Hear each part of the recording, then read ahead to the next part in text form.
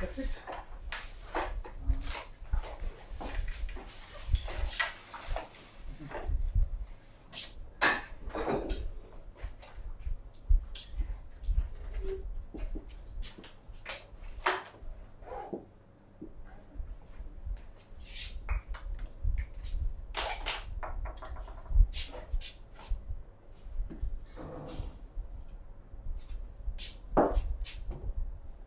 So we start. So today we will study accretion disks. What did we cover last time? Last time we covered spherical flows around stars. Spherical flows included accretion of spherical flows, like the matter falls radially into the star, and also with matter radially going out from the star. Both. But when you observe these stars in general, or when observations take place of compact objects like black holes, what we find is something different in general. What we find is there is a star and there is an accretion disk like this around that. So matter is not actually readily falling in the star like this, it is falling through the accretion disk. It's a disk around the stars. How does such a disk form?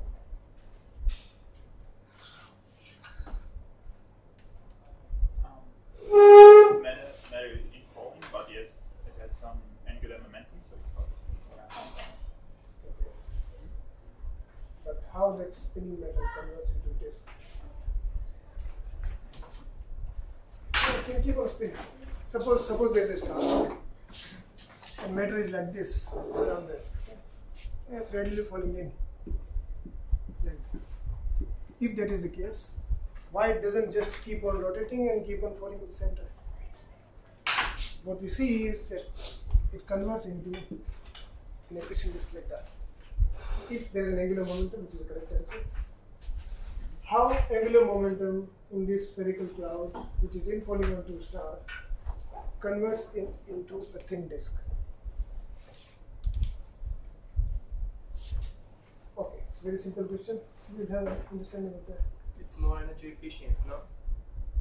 It's more energy efficient to be a disk than a sphere that rotates around the.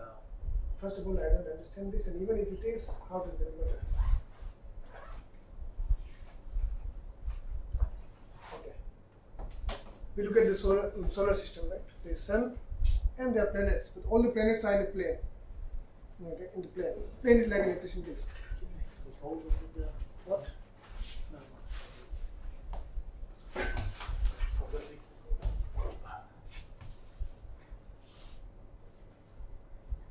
Okay.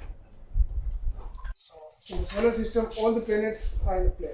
The sun, like this. There are planets. There is no disk. But the very fact that the planets are in a plane, the disk will fall. When the sun goes very young star, and then that disk converted into this. So how do these planets move in a certain orbit for an indefinite period of time without falling inside? Because you know it. Why? There's a balance between gravitational force and a centrifugal force. It's mv square over r equals to. Yes, this capital M is the mass of the star and small m is the mass of an object of gravity. So what is happening here? The gravitational force is balanced by centrifugal force, which means it can keep on rotating with this velocity indefinitely. Okay. So why is it a stable orbit? Because its gravitational force is balanced by centrifugal force. And this is how accretion disks are also stable. Now I want you to look at this sphere, which is also rotating like this. Okay. Now, along this plane, at this point, the same principle applies. The centrifugal force should be balanced by gravitational force, and you will have stable orbits. But at this point, okay, there's a problem. Because this point is actually rotating like this. Okay? So now it has two components of gravity. One is the gravitational force is like this, radially. But then it has two components. This R component and Z component. R is cylindrical radius. Okay. You can decompose it in two parts, right? It's just force is a vector. This vector has two components. So this R component of gravity is balanced by the centrifugal force. But the Z component of gravity is balanced by what? Nothing is there to balance that. Why there is an R component of gravity? Gravity is radial. Yeah. Gravity is the force is like that. But this is a vector. Oh, okay. It's a vector, x, y. Yeah, yeah. If there is a vector, every vector can be composed into two components. Okay, the projection. Yes. A vector v, it's v cos theta and v sin theta. This component, right? This is v sin theta, this is v cos theta. Similarly, gravity is a force. These two components, R and Z. Same thing. This is like spherical and this is circular. This is disk. But we are trying to find out the answer. Why any spherical cloud which is rotating around a star will be unstable and it will convert into a disk. To have a basic picture. If it's rotating like that. Such a rotating object, it cannot remain stable. Why? We are finding the answer. Because above this plane of rotation, this is the plane of rotation, right? This is the axis of rotation. Axis of rotation, plane of rotation. Above the plane of rotation, at this point, the gravity has two components. The centrifugal force balances the R component of gravity, but it cannot balance the Z component of gravity because there is nothing which is pushing it upward. The centrifugal force is this side. This is why nothing balances the Z component of gravity. So what will happen? Gravity will pull it down. Okay? So over the long period, everything has to come down. And when it comes down, what will happen? It will form a disk.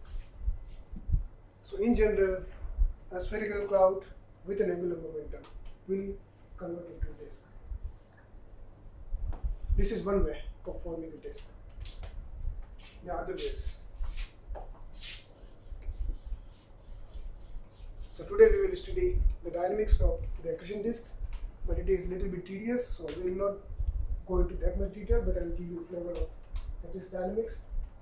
And by the end of the lecture, you will have a good understanding of how the black hole systems are observed, what we see in them, and what physics is covered. At least physical intuition will be there. Okay, there is one more way through which the accretion disks are formed. This is when you have a spherical cloud with angular momentum, it converts into. When you look at galaxies, like our Milky Way, have you seen Milky Way? Outside the laptop and the screens, the photographs? Yeah. In the sky? Yes. Where did you see? When did you see? Where did you see? How did you see? Like photos. Photos, right? Can you see it from naked eyes? Galaxy. In some conditions. Huh? In certain conditions. Which conditions? No light radiation. Yes. So if you go to desert, okay, if you go to the Negev desert, there is no light pollution there. Or if you go to high altitudes, mountains, I'm not sure about Golan Heights, but in the desert we went. I could not see it because I have a problem. Okay, my eyes are not sensitive to low light, so I could not see. Everybody could see rather than me. But that's a specific problem. Otherwise, you will go, you all will be able to see the okay. So I had to go into Google and see it. I never saw. So what you see, have you tried this in certain condition? What did you see? It's like Is it all around the sky? no. No. It is like a strip, right? Yeah. Like this. There's a strip you could see, like a dust strip. which is a disk, and we are also in this state. This is why we see it's parallel. The galaxy is also a disk because it has angular momentum. The sun is rotating with around 220 kilometers per second speed around the galactic center. Where all the stars are rotating. So basically, there's a galactic center, and everything is rotating like that. We are also rotating like this. So disk is a very general thing. Accretion disks, stellar disks, and disks around black holes, even neutron stars and everything. There's one more way through which the disks are formed. It started like a sphere and time became this. If it started like sphere, in galaxies, yes. Depends on what system you're talking about. In galaxies, yes. Galaxies, how do galaxies form? There's a huge cloud in the space, in the kiloparsecs. And that huge cloud, because of gravity, slowly it starts contacting. Okay. Gravity is pulling it, but then it has but it has angular momentum. So it starts not just falling in, also rotating in. Because of the rotation, same thing takes place over the long period of time. You get disks. Galaxies have complicated disks, but they are elliptical galaxies. There, they still have this large structure. So they are in the process of converting into flat disks, or if there is a shortage of angular momentum, they may remain like that. So there are different types of disks. So yes, in case of galaxies, mostly in general, they start not exactly as a sphere, but some random cloud. And it converts into disk with the process we discussed. In stars, yes and no. Sometimes if the star collects the matter from the star, okay. So when the galaxy starts forming, then local regions in the galaxy, small regions, they start making their own small parts. Those small parts are stars. Over the period, they become star. They also form the same disks. And over the long period, like what we are around Sun, the disks evolve, the particles merge together and they form planets. Now there is no disk. Okay. All the matter is gone, just the planets are there. But planets are not fluids, so they are not covered into hydrodynamics. But the planet formation, of course, is. Anyway, so this is the way mostly the disks are formed. There is one more way.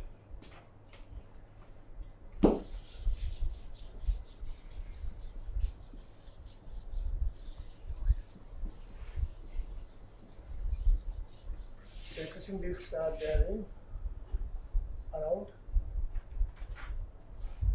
black hole binaries.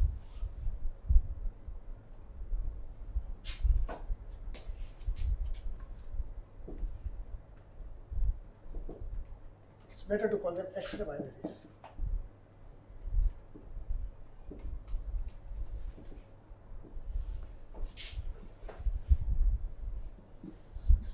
Around stars.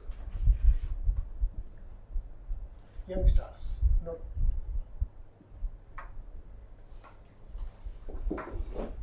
in galaxies.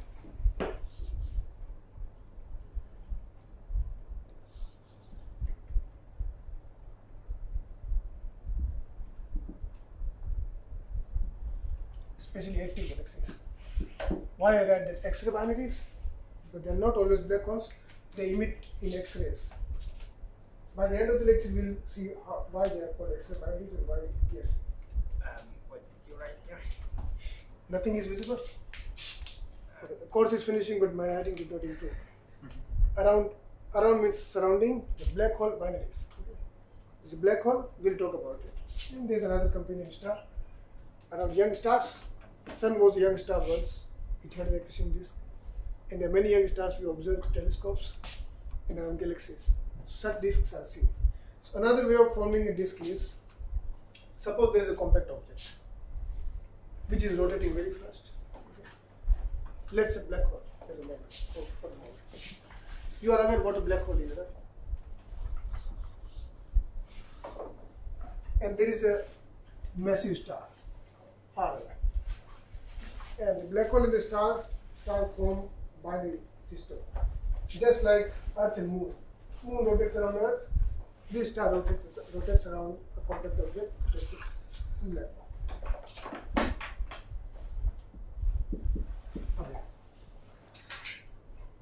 But the stars are not like moon. How does the star look like? It's very hot first, and it's very big. Even if it is massive, much more massive than planets, but it's hot and big, so the matter outside is not bound the way it is bound on Earth. Okay, it's not like Earth. Matter is loosely bound. And when there is a strong object nearby, it starts sucking the matter from it. So the black hole, the star is actually rotating around the black hole. How is it rotating? In the plane. It's a capillary motion. Not like this, not spherical motion. It's rotating like this. Okay? Okay.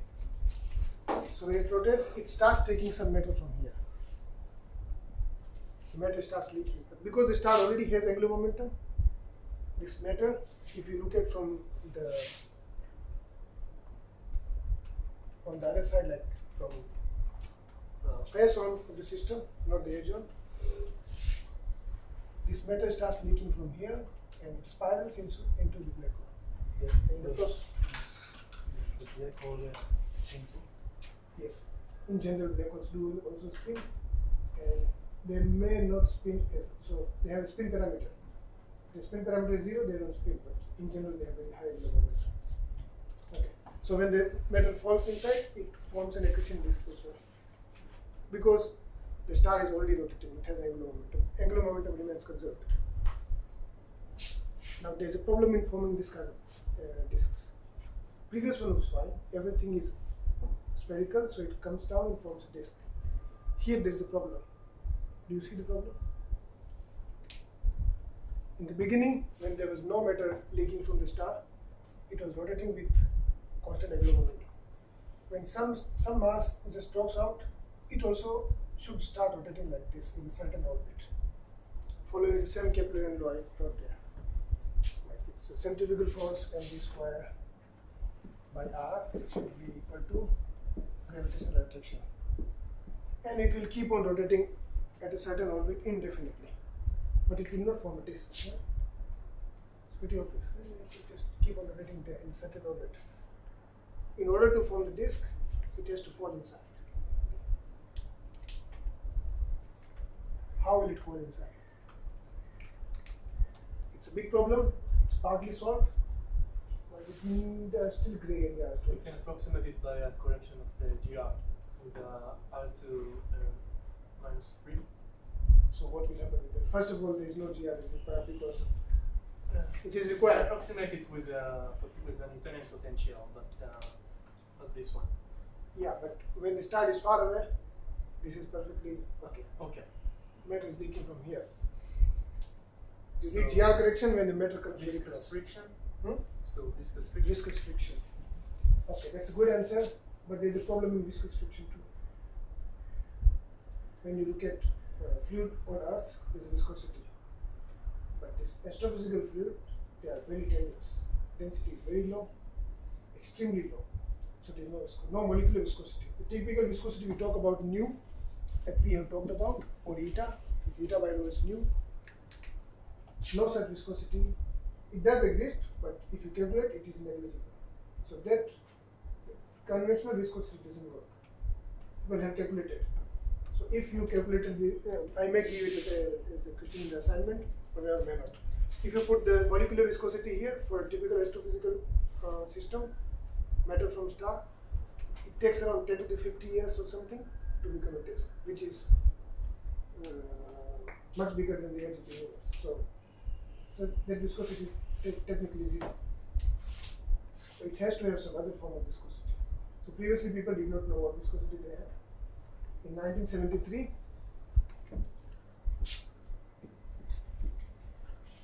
two scientists, Shakura and Sunya, we will study their model. They just assume there is some viscosity, some magic viscosity, because there has to be. You are observing the star, they assume the viscosity and obtain the spectrum of the black hole systems, and they could explain the observations. So it was well established that there is a viscosity. We'll talk about it more.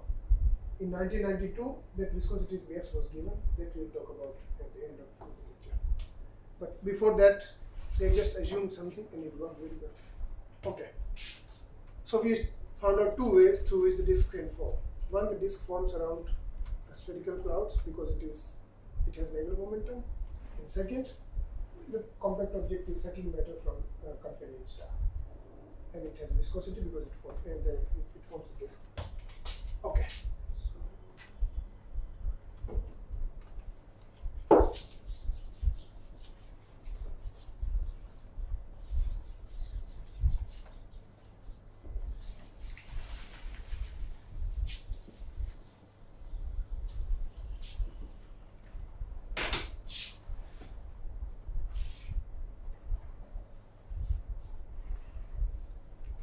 Requirement for the disk is that if there is a disk around a black hole and it has a thickness. Why it should have a thickness? And in general it should be indefinitely thin, right? Because the logic that we talked about, if this Z component of gravity is not balanced, it will only come down. It should be infinitely thin, but it has a thickness. Why it should have some thickness? Because if you push it to just a plane, so the density will be very high and Temperature will be high as the well. pressure, yeah. So, because of thermal pressure, it has some thickness. Okay? So, the surface is such that wherever the thermal pressure balances the Z component of gravity, it has this. So, it has a height. This one. This is 2 into height from the plane. Okay. 2 what? 2 what? 2 into height, h. So this is the black hole, this is the plane, and let's say this is the disk height. Why it is 2 times? Because both sides. 2 times what? 2 times the height from the plane, Oh, okay. h. Okay?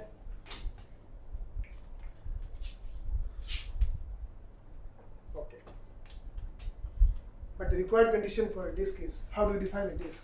A disk means the height is much, much smaller than the radius. Okay? This is the required. If height is not much, much smaller than the radius, it is not a disk. So we call it geometrically thin disk.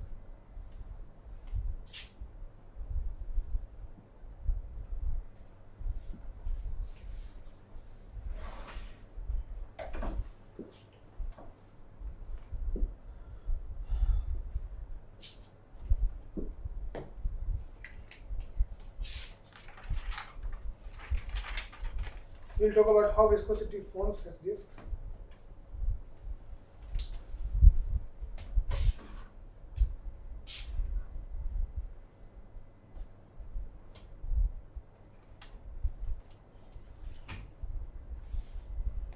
Now we come to our standard equations that we know, fluid equations.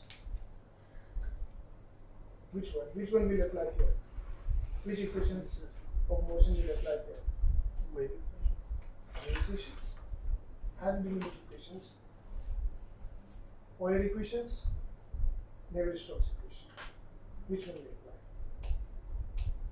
Navier-Stokes, because the viscosity is there. The viscosity works along the x, r, inner component. With z, there is no viscosity. There is no interference between Interference? yes. What do you mean interference? Constructive interference. Destructive. Between what? Between the matter. How can you have a interference between the matter? Interference is a specific property of the waves. Friction. No, interference. When you talk about quantum waves, of course there is an interaction between matter waves like electrons and electrons. What do you mean interference here? It's a gas which is falling inside. The tap water falls from the tap onto the earth. Does it have interference? It's matter, it's not wave. There are waves. If you perturb the matter, we study it. The sound waves are always there. Yeah. Yeah, sound wave will come, but interference between what? Sound waves are always there. Whenever there is temperature, we talked about the sound waves in the system. Okay. So, how thick will be the disk? The requirement is that the height should be much smaller than the radius at every radius. This is the definition so that we can call it thin disks. So if you want to quantify that, we have the vertical equilibrium equations.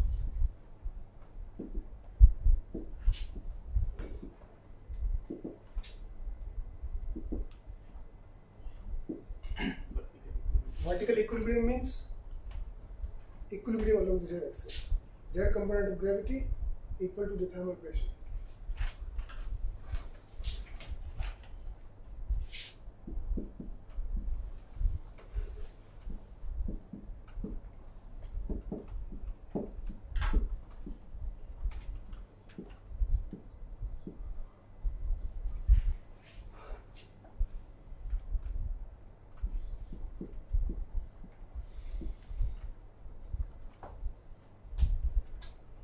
This r is, so this is in cylindrical coordinates. R is the distance from the center of the black hole. Z is the height from the plane. So why is H? H? You already said H is the height from plane to Z. Yes, H is the height. But Not what for a about specific this point? No, not for a specific point. Okay. For Z equal to 0 to Z equal to H. Z has a limit from 0 to H. You wrote dot to the Z, and what's What is Z? no? Can you just say that? This is gravitational potential. Gm by R. Oh, okay. This is gravitational potential. Like if I plot it again here, this is the black hole. Let's plot a big disk, which is not big, okay, just to see it. This is the plane, and there's a point here. This point.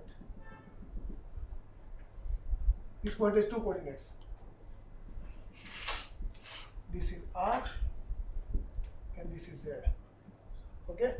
At this point, there are two forces. One, gravity, other one, thermal pressure along Z. Pressure gradient force. Okay? Just balance that. And where is dVdz here? There was v dVdz, right? You remember?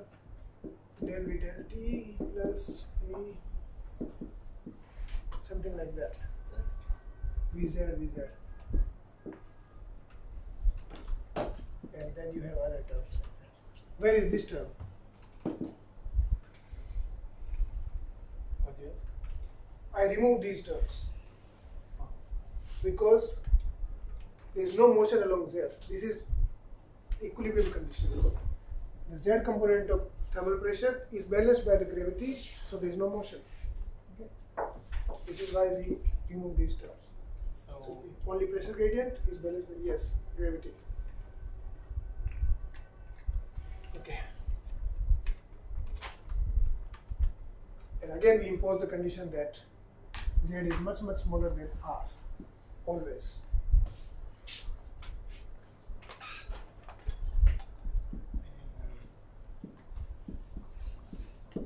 So in these limits, it can be written as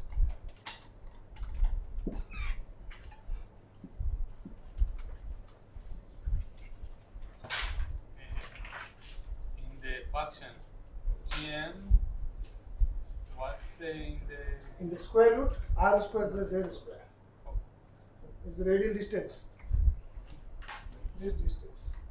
R square plus Z square square root. Yeah, I just didn't understand the writing. At least I can understand what I write. I'm sorry for that, but I can't help it. When I used to teach with chalk on the board, it was much better. Nobody complained. It's too slippery. But it's not a good excuse anyway. Okay, just ask me, okay? If you don't understand. Yeah. Okay. So what it is? This is basically Gm by, if I write it in a different way, it is just Gm by R square and Z by R. Z by R is just the component.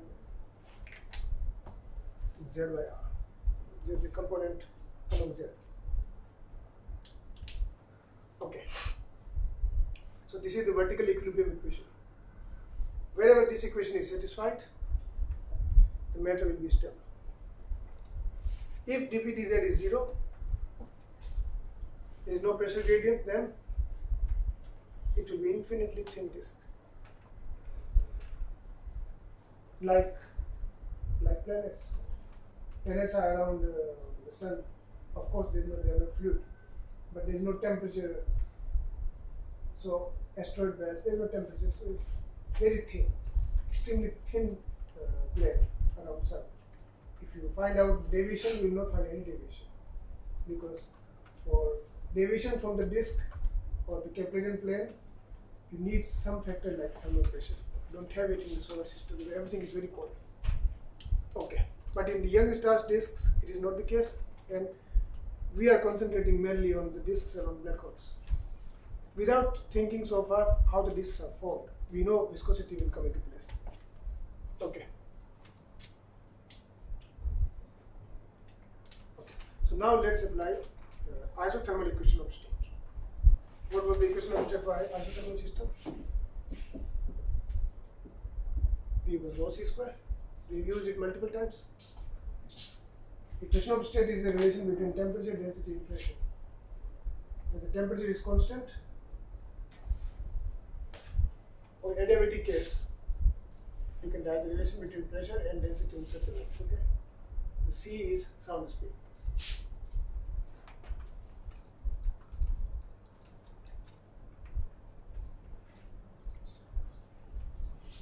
And let's write dp dz as P over H as order of magnitude estimate of this. H is the height, P is the pressure. Width, Z is H. Okay? If I use these things here, what will it become? 1 by rho. P is rho c square. C square comes out. D rho dz. No, I'm writing this condition. First, I'm writing this condition.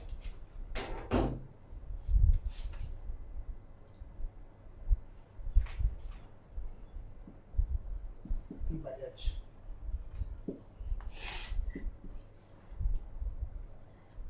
H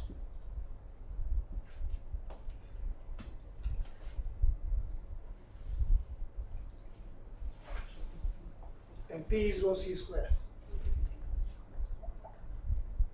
Rho c square, cancel rho.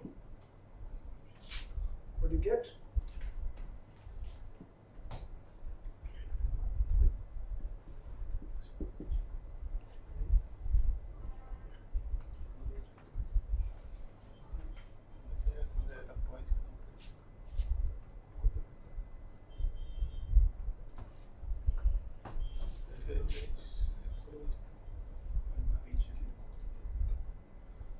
Okay. And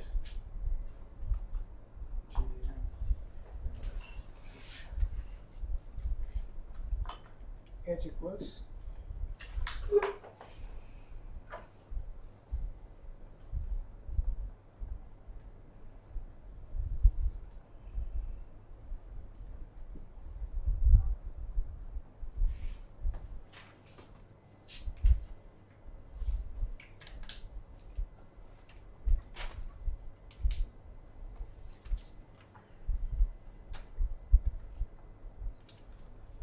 write these RQs in this form.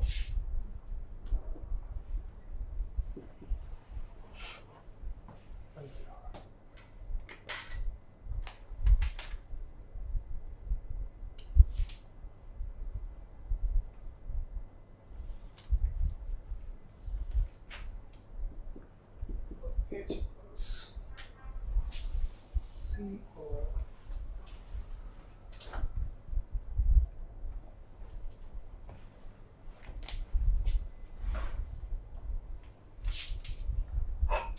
C is sound speed. What do you deduce from this equation, the last condition we have taken, from the order of magnitude estimate? What do you see there? Do you see the denominator Gm by R? What is that? We derive this for Gm m over R square, gravitational force, balanced by mv square over R, centrifugal force. Cancel it, cancel them. This is V. Let's call it V phi, okay? Phi motion. So what is the denominator of this one? This is V phi. Okay.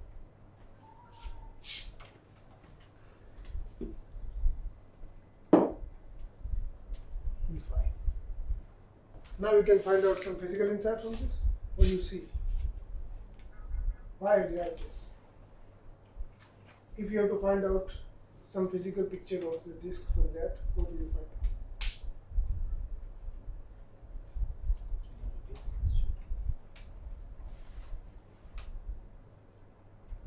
From that last equation, what physical insight you have? See, I already told you that H is much smaller than R. Right? Now apply this condition there. In order for H to be much smaller than R, V has to be C by V phi has to be much smaller than 1. yes. C by V phi has to be much smaller than 1. Or C has to be much smaller than V phi.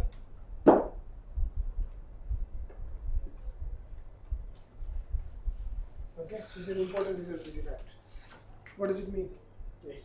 Because we are using a black hole, the mass is enormous, so it would be given, no? Black hole's mass is enormous. So the V phi has the mass of the black hole. Yes. Therefore, it will be much bigger than the spin. V phi is, it depends on mass of the black hole, but it also is inversely proportional to the square of the distance. Square root. If it's far away, then that is not the direct implication. The matter can't escape. Matter can't escape Yeah. because of gravity. Because it has to be much bigger than C. No, that's not the condition. Matter cannot escape because of gravity. If disk is there, that means the gravity is holding everything. But the requirement, we just derived another condition for the thin disks. Given that H is much smaller than R, the sound speed has to be much smaller than V phi. V phi is generally higher, as you said, phi. Higher means compared to what? It rotates faster. If it does not rotate faster, it will fall. Sound speed has to be much smaller. It means sound. What does sound speed signify? Temperature. Sound speed represents temperature.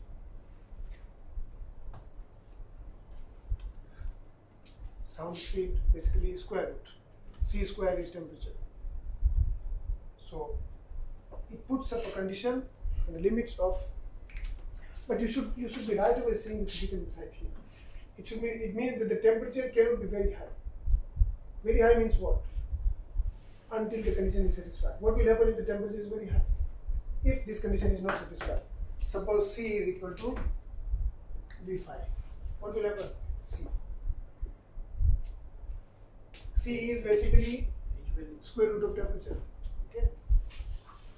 That means temperature is very high. What will happen? Be spherical. No, the opposite. If temperature is very high, what will happen? dP/dZ will be very high. Pressure gradient. Temperature causes pressure gradient. If it's very high, supersedes gravity, and the disk will be puffed up outward, and it is not a thin disk anymore. Okay. That's what I was saying. It will be spherical. No, this is not. It will depart from the disk. Okay. It will not be disk anymore. You are going right, but may not be. Not spherical, but Yeah. It will not be thin anymore. Yeah. So now you have the physical insight. Why the requirement for a thin disk is equal to it to be having a temperature limit. Okay. Okay, it has to be not cold, but it can be very hot given by this condition. Okay, should be very clear. It will expand from the heat. Yes, thermal expansion. It's a pressure gradient.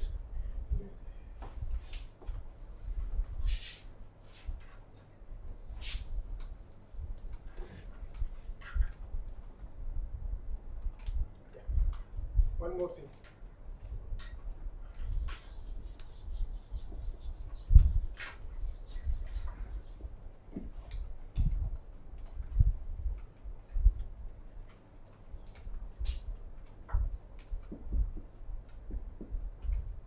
Familiar with this? If V5 is Keplerian speed or rotational speed, V5 by R is angular speed. Okay? You studied classical mechanics? V equals R cross omega. Familiar with that? Are you familiar with this expression? V equals R cross omega. If V is the rotational speed, there are two velocities, rotational velocity and angular velocity. Angular velocity is given by this expression. For a Keplerian disk, this is not R, this is omega. They look very similar. Okay?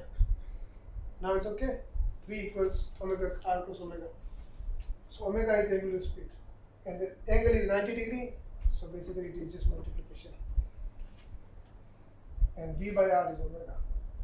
This is what I wrote here. Okay?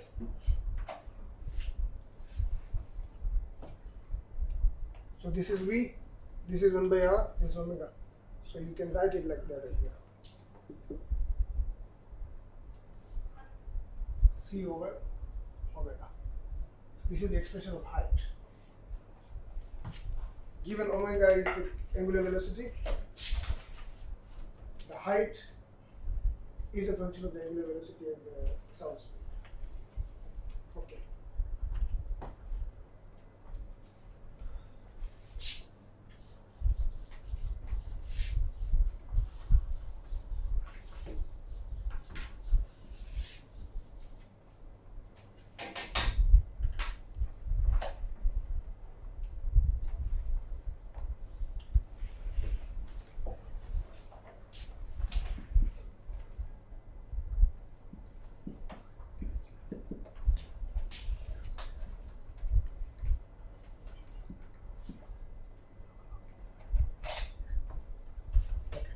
This is what you did.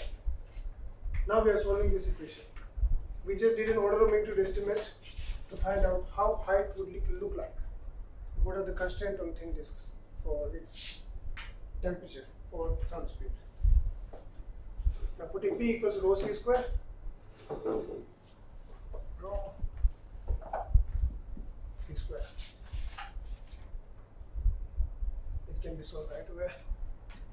D rho over rho equals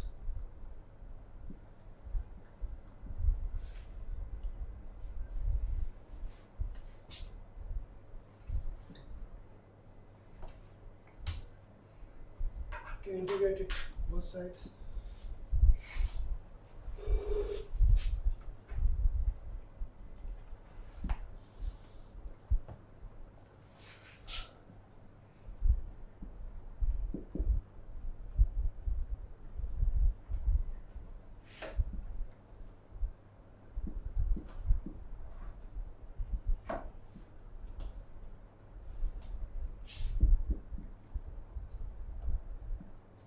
This is constant of integration.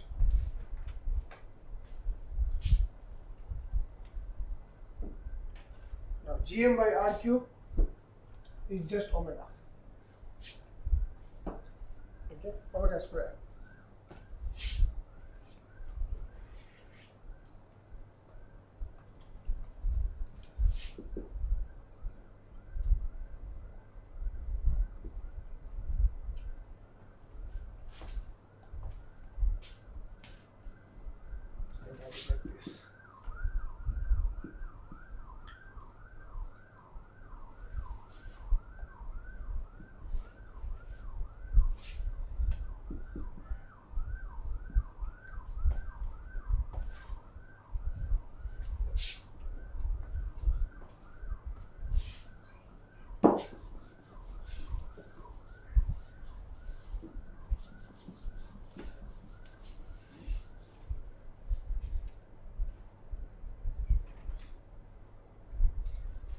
We are missing c square.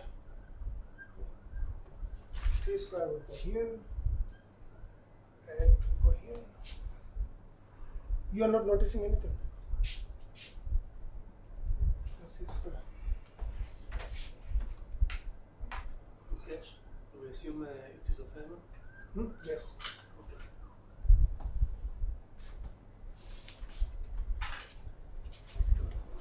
Okay.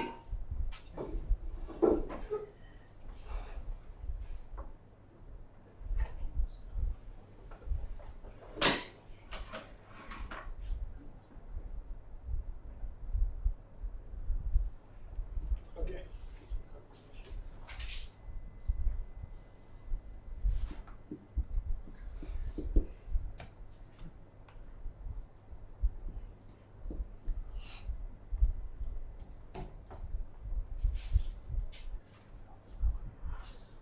Then come here.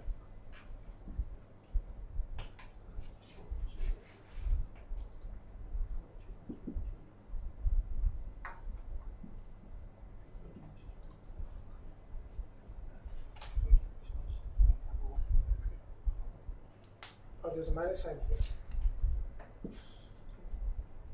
Heavy minus. It's important. Minus sign, you know, then density will blow, height will blow. What happened to the minus sign before? The derivation where we did assume that the dp to dz is p to h. We also needed the minus sign there and taking square root, so it's more like When we did that, just do that a little bit.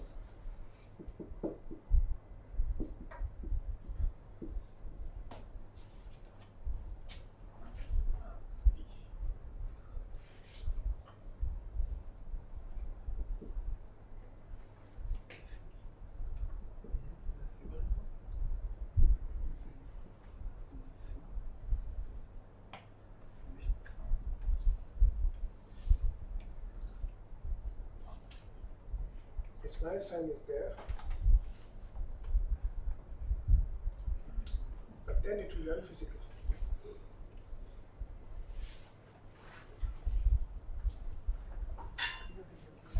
I think then when you take dp dz is p by z, you just care about the order of magnitude. Otherwise, you see, height will turn out to be negative. Height cannot be negative. Even sound I speed know, can- that's why. So the condition here is that I think the dp dz is just magnitude, okay? So then the sign doesn't matter. You just order of magnitude estimate. The sign will make it unphysical otherwise. I look into it, but I think this is the explanation. It makes sense because as you go out, the pressure goes down, right? Yes. So it makes sense because they might say, yeah, okay. Okay. So neither sound speed or the height can be negative, or the positive. When you solve this profile, the sign has to be taken care of. So where are we? Here? Okay, exponential minus omega square. Be careful, this is omega, okay, not r. When I am also getting confused, that means you will definitely get omega. Okay. Now we know that the c by omega is height. Okay. C by omega is height. So this becomes rho 0 exponential minus.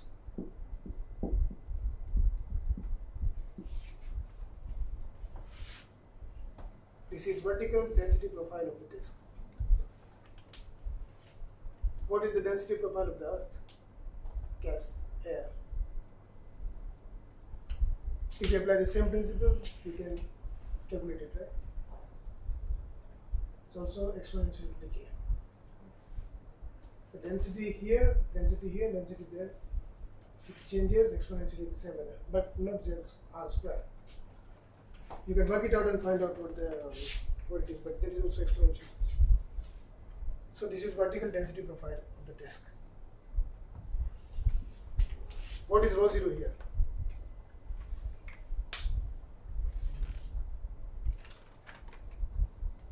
What is rho 0 here? The initial pressure. What is my initial? There is no time dependence. It's right away in the equation. Can you tell me what is the meaning of rho 0 here? It's density at the plane rotation. Mathematically? Mathematically? Put z equals 0. Yeah. In the expression, put z equals 0, boundary condition. It's density At the plane. At the plane, the density is rho 0 here. Okay? And then it decreases exponentially. Put z equals 0. Alright.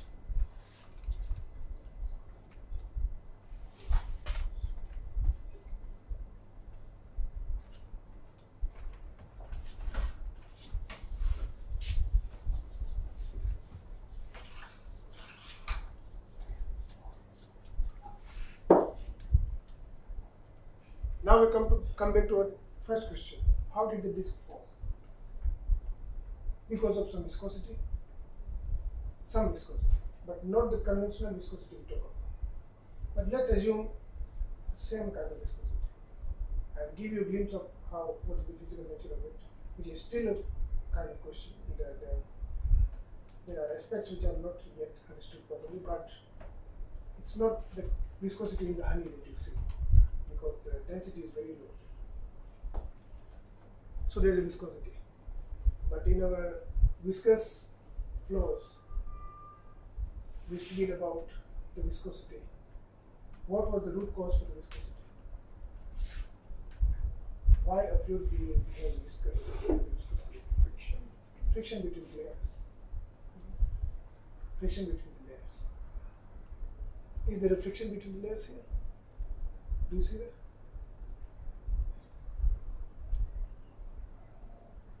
See it. So you see in the equation of V phi, V is a function of R. If you plot this V phi, V is a V phi with R. It will go around like that, right?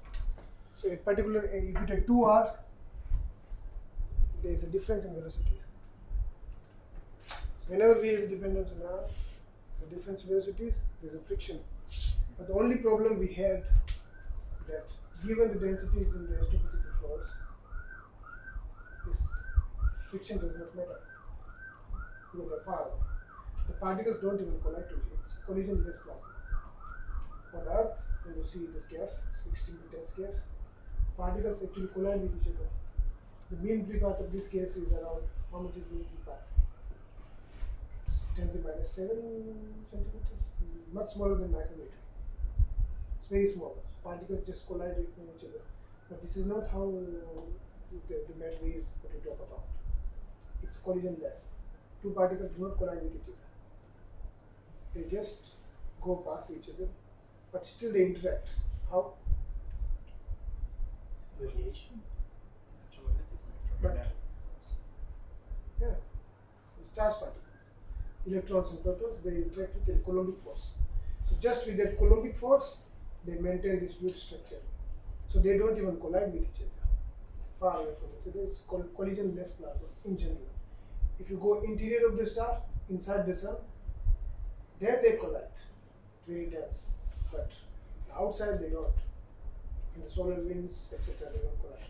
So even if you have this friction, the viscosity is not there.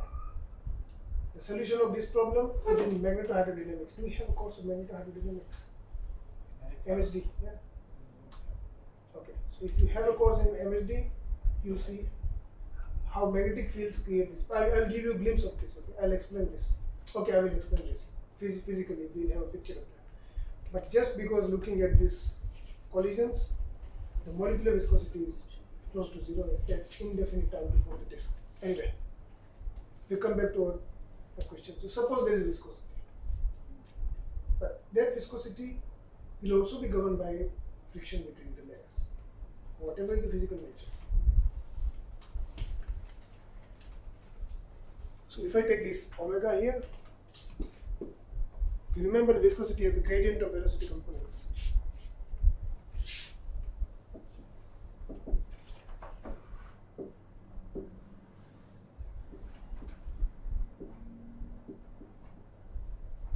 If you just take the derivative, so that's the derivative of angular velocity. That means there is a friction. This friction drives viscosity. And what will this viscosity do? This viscosity will lead to inward motion of the metal a little bit. When we call it Keplerian disks, this is a Keplerian disk. Keplerian disk means mostly it is Keplerian. It's moving in a Keplerian orbit. But because of viscosity, there is a very small 3 or 4 orders of magnitude or 2 orders of magnitude smaller component of influx. So it keeps on rotating like that, but slowly it falls inside as well. This leads to the formation of the disk, which comes with some viscosity. We'll look into it, what it is, a little bit at the end. But with this viscosity, you have a minus VR, negative component of radial component of the velocity, metal velocity.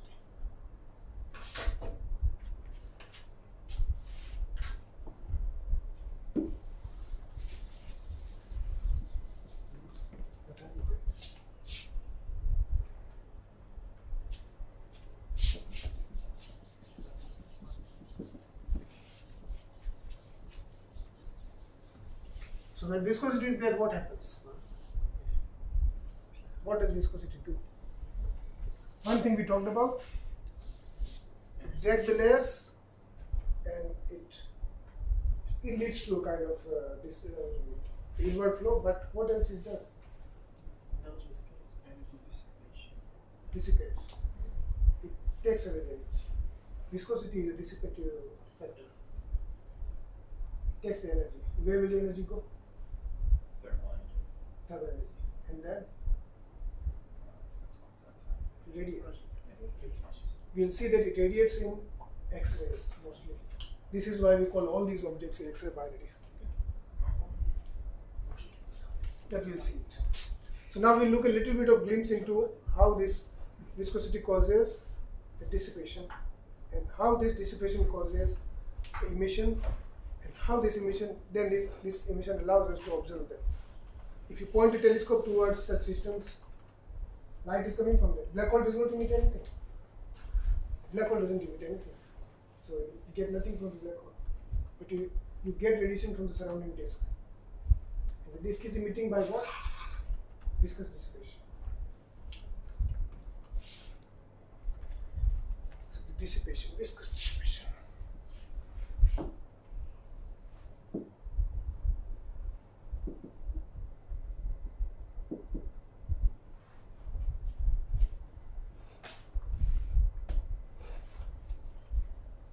So, Shaklo and Sunya in 1973.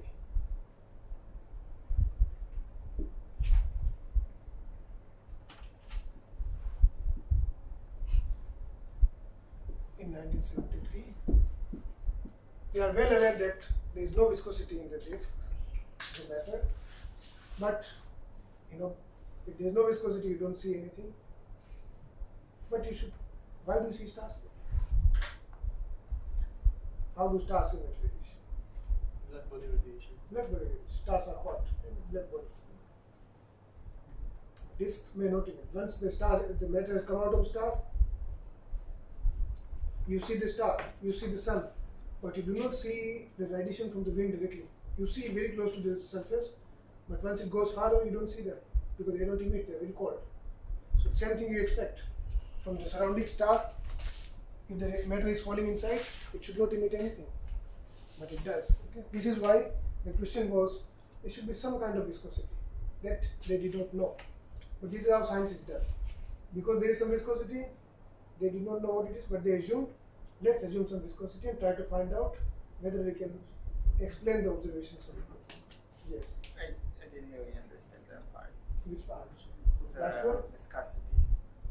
Like why we need viscosity. Why we would be able to see something if there wasn't viscosity. If there is no viscosity, I understand why we won't see it. Suppose there is no viscosity. But you observe the disk, not precise, you don't see them, they're very small. But you observe them, observe from binary systems. How do you observe the radiation? It has to be emitting with some process, right? From stars you observe because stars are very compact objects with optically thick matter, so it can be considered as a black body. You are aware of black body, right? Yeah. So the black body radiation comes from stars. But if you point a telescope towards sun, sun is always emitting winds. Matter is coming out of sun. But you don't see the winds after a certain distance. Why? They don't emit. But they are not black body anymore, they are in the free space. The same thing should happen with this matter as well, which is falling into the black hole. It should not emit anything. But we observe them. If you observe them, that means they are emitting with something. And that emission should come from some dissipative process. That dissipative process can come from only if there is a significant viscosity. Because viscosity is a dissipative process, yes. Yeah, so Moksh, you say that the matter falls inside and emit radiation, and therefore we know that there should be some viscosity. What did you expect if it wasn't radiating? It would fall without radiating anything? Or why would it if there's no viscosity? You don't observe them, but we do observe. When you point a telescope at these you wouldn't sources, observe it because it wouldn't happen or because it wouldn't radiate? it would radiate. You observe it. You point the telescopes, the X-ray telescopes towards X-ray binaries, you find the radiation. Now we'll find the exact I radiation. just don't understand what you expected. If there was no viscosity, then what would happen? It would fall inside? It will fall inside. Why? If there's no viscosity. Okay, I got it. There is no viscosity, then accretion will not take place. It will keep on orbiting in the cavity. That's what we discussed before, right? The disk will not form. It can form if it's a low angular momentum, or if somehow the matter is directly falling in the black hole for some reason. If it does not have that much angular momentum, gravity is strong enough that the angular momentum, or it is rotating very slowly, let's say, hypothetically, very slowly rotating, no angular momentum, and then black hole just pulls the matter. Then gravitational pull will be enough. Okay. But in general, then it will pull all of the star, because if it's rotating, there's stepper. Okay. So when you have viscosity, yes, right. If there's no viscosity, even the disk will not form. But if there's viscosity, why it's needed? Because the dissipation is required for two reasons. One, the formation of the disk requires viscosity because of it has a radial infall speed. And second, this dissipation would cause to emit radiation that you observe. Okay. So these people just assume some viscosity. They call it alpha prescription.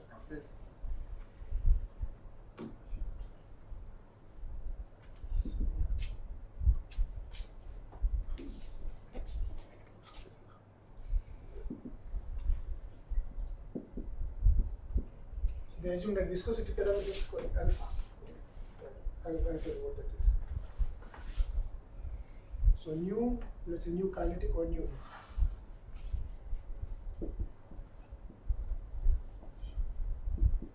So they assume this kind of viscosity profile. The molecular viscosity that we talk about, it's exactly the same viscosity. Only problem is that it doesn't exist.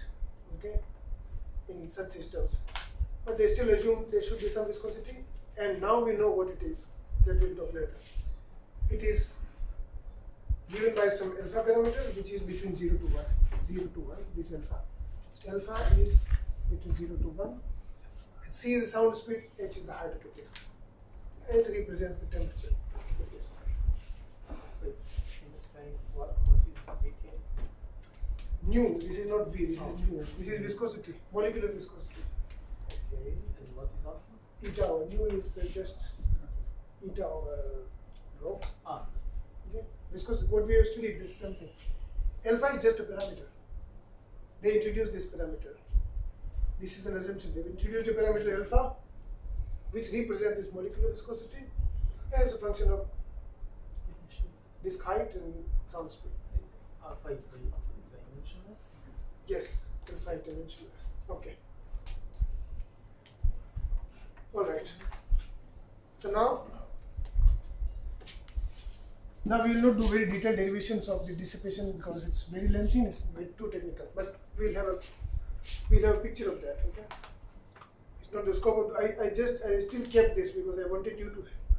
When I was writing the syllabus, I kept this extra topic because I wanted you to have a feel of how hydrodynamics works in extrophysical systems.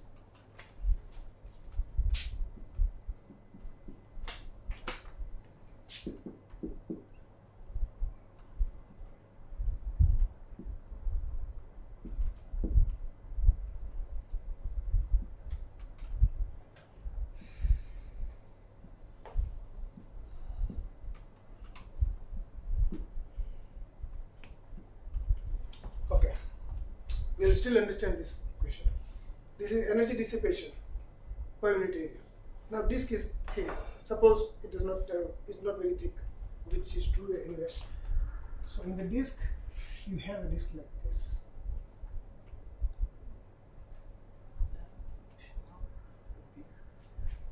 There is a small area element on the disk surface. So energy dissipation per unit area. How much energy is being dissipated because of the viscosity. You remember this kind of expression? We have derived something similar like this. If you remember, we derived this expression as energy dissipation E dot, something like eta by 2 xk plus del Vk del xi square, something like this, integrated over volume. This was energy dissipation because of viscosity eta. Remember this? We derived it. Now eta is just nu rho torus density. This is what we derived. But you can see the pattern of this equation here. The dissipation is proportional to viscosity. Sigma is surface density. Yes. Why is it nu k, not just nu? What is k? I don't know. I wrote it nu k. You can write nu. Because I'm using V many times, so it will confuse between V and nu. I write it. So just okay. It's better. But the problem is okay. If I write V is V, nu k is Keplerian viscosity. Okay. No, that's fine. And this is surface density, gram per cm square. The density on the per cm square on the disk. It's not per cube. Now you can see there was velocity components here, the gradients. dV, the variation of velocities with respect to the coordinates xk. Now what is the coordinate here with which the velocity is changing? R. See that? V is changing with only R. So basically omega is changing with R. And it is a square, so something similar is there, V square. So physically it is basically the same expression what we used, but it is for the case of accretion disks and the geometry. Okay.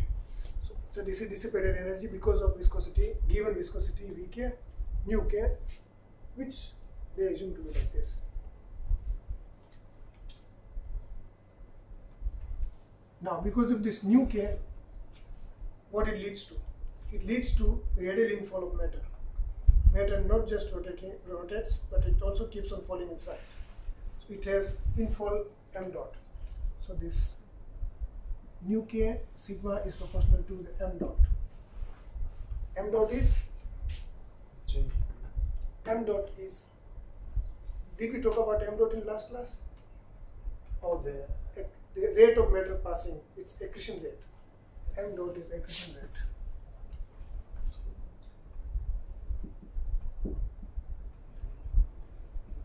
Accretion rate in gram per second.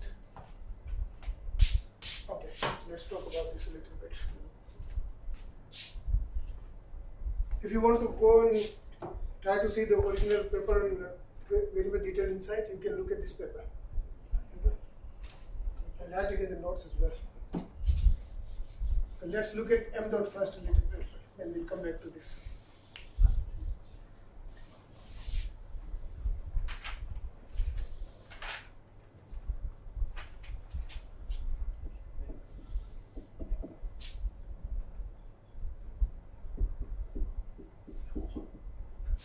What is this? Continuity equation. Matter is conserved. Now some matter is actually falling inside. C is R component of velocity. Some matter is falling inside.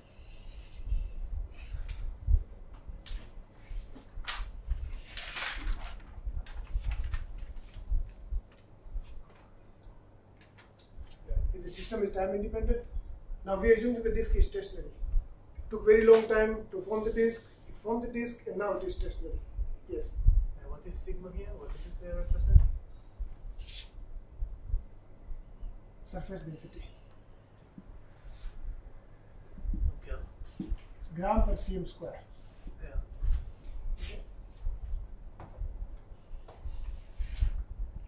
Divided by height, and you will have density. So this is 0, no time dependence. Disk has formed, now it is steady. Over the time it does not change. That's the assumption. So in cylindrical coordinate, this is just 1 over r.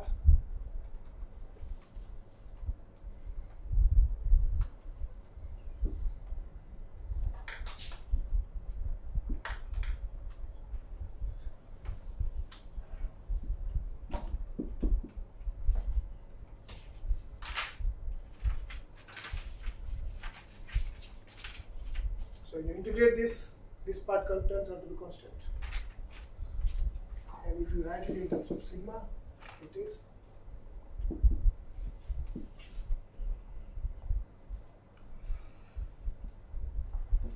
if there is a VR, some velocity component, matter slowly falling inside, then this is m dot and it is constant. It is in gram per centimeter, gram per second. Matter falling per second. So if you take a slit around the accretion disk, small slit like this is a black hole, a small slit like that throughout, per second how much matter is crossing that area, okay, which is accretion rate, and this accretion rate is coming because of radial infall speed, and radial infall is taking place because of viscosity correlated.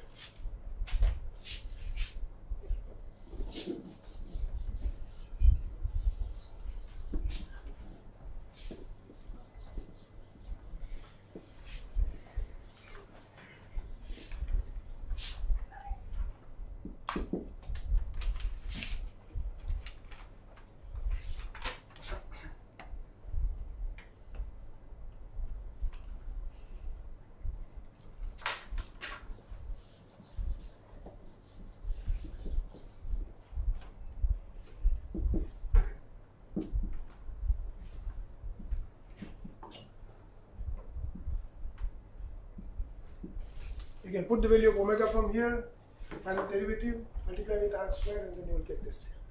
Just from there. This is omega. Even if you put that, it's general for the disks. But in general, in the accretion disk, it has an inner edge. The disk does not extend up to the black hole. This is black hole. The disk has a structure, but there's a boundary beyond which the equations okay. There's an inner boundary after which the solution does not exist. We didn't solve it fully. So it's very technical. You can go and read the paper if somebody is interested. But there's an inner boundary, which is called R ISCO, innermost circular orbit, which is 3 Schwarzschild radius. Which is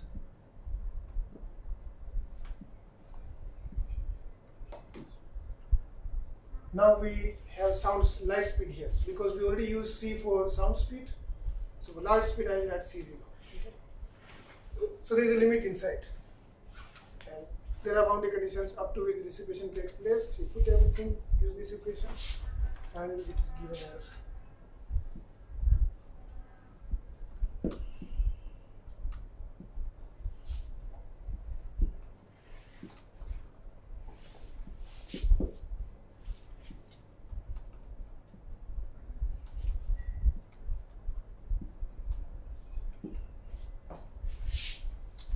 so if R equals R0, R equals R ISCO, inner edge of the disk, there is no dissipation. And then it goes like 1 by R cube, comes from here.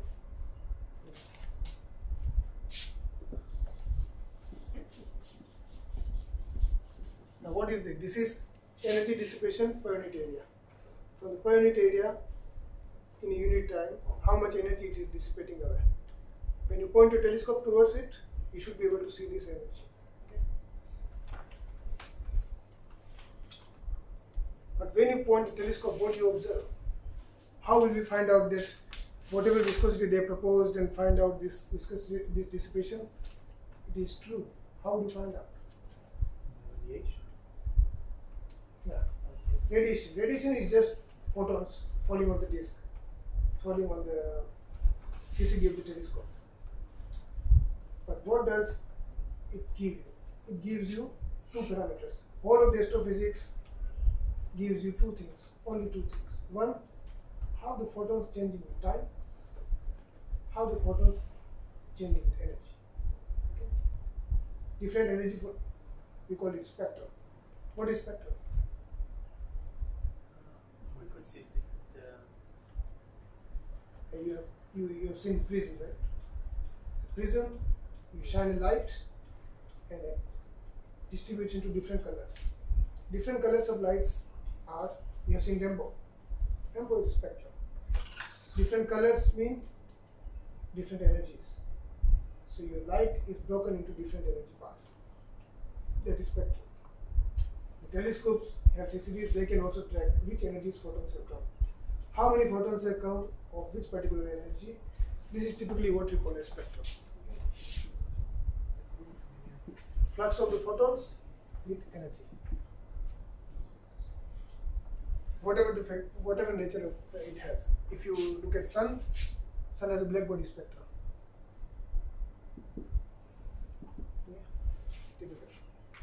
So now what we want to find is, with this dissipation rate, what Sakura and Sunyaev has proposed, we can try to find out what spectrum the accretion disk will emit. And do you observe the same spectrum or not? That was the motivation of the work. Only then their proposed viscosity, which is erased, is correct, the alpha prescription.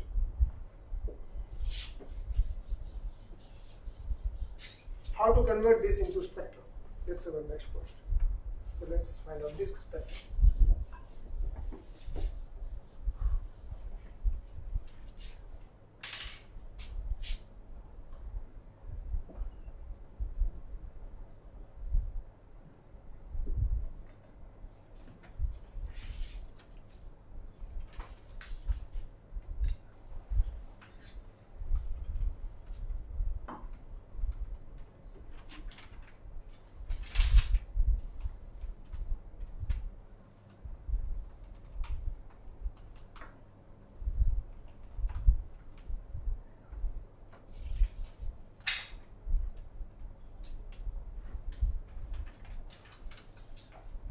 Now, the matter in this disk is optically thick. It can be seen that if you find out the density, what is the meaning of optically thick? Have you heard this word optically thick and optically thin? Okay. How many collisions a photon will have until it comes to the end? Yes. Sun is an optically thick system, which means if a photon is emitted at the center of the sun, it has millions and millions, for millions of years it has scatterings before it comes out. While if the system is optically thin, a photon just leaves without any scattering in the medium. So when a photon has many scatterings before coming out of the system, we call it system is optically thick. Our accretion disk is geometrically thin. From the geometry, it is thin, but it is optically thick. It is thick, matter of why it is optically thick. When the star emits radiation, star emits winds just expand in the freely expand in the system, space, and then it becomes optically thin. But when it becomes disk, it's compressed again. This is why these accretion disks are generally optically thick. An optically thick system, very optically thick system, generally emits in form of black body. Black body. What is black body? I think you have studied this in different courses many times. Electrodynamics, thermodynamics. Like it absorbs all the light. Black body absorbs all the light, but it also emits after that. Yeah, it's in a thermal equilibrium, or at least how we can handle it. Typical black body, a simple picture of the black body is like this. You take a box and you make a hole. A photon can go inside, but it cannot come out right away. It has many, then ultimately it can come out. So before coming out, it is having many scatterings. So if it has many scatterings with the walls, what it does, it comes in equilibrium with the internal system. And if there are many photons, then they ultimately are emitted from the hole. So what you get is, they should have an energy distribution of the black body. That we will not cover, but you have you studied black body spectrum? How the black body emits? Okay, Stefan Boltzmann. Yeah, Stefan Boltzmann is also black body. Planck's law. Right? Have you studied Planck's law? Everybody? Okay, we will not derive it, but we will use it. You haven't? Okay. So, when a system is optically thick, we can assume that it emits like a black body.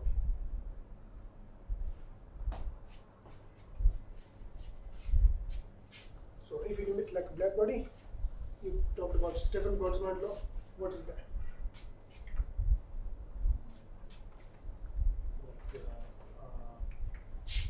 The connection between the flux of energy of radiation to temperature. So flux was sigma T to the power 4. Flux is energy emitted per cm square, okay, which is basically exactly the same what we have here. This is what we derived.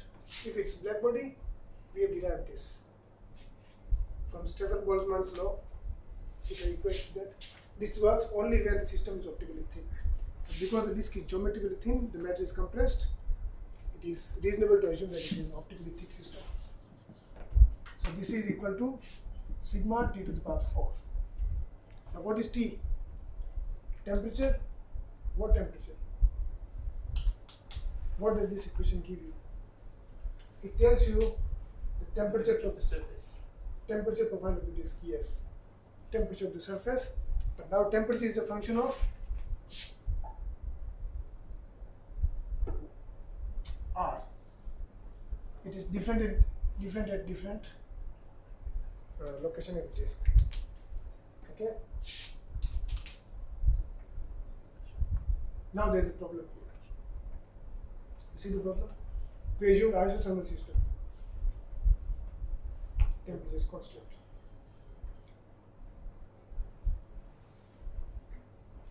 The temperature depends on location. So the temperature depends on the geometric location of the disk, which comes from Stefan Boltzmann. It means the disk at different temperatures. For example, sun has one temperature. How much is the temperature of the sun? Depends what?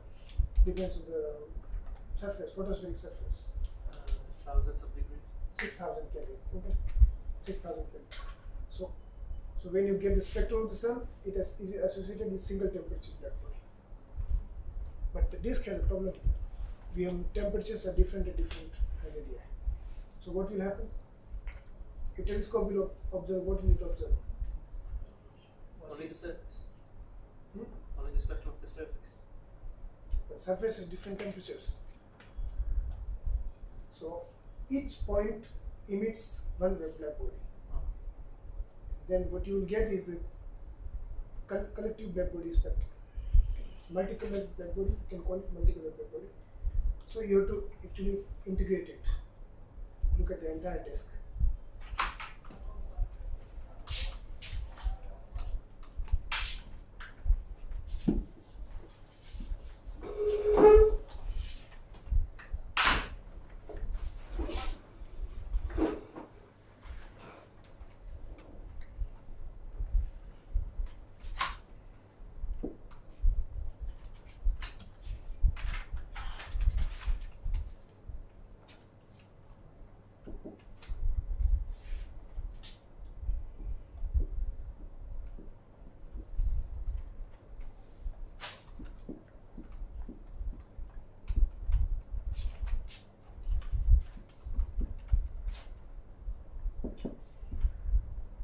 This is the black body spectrum, typically.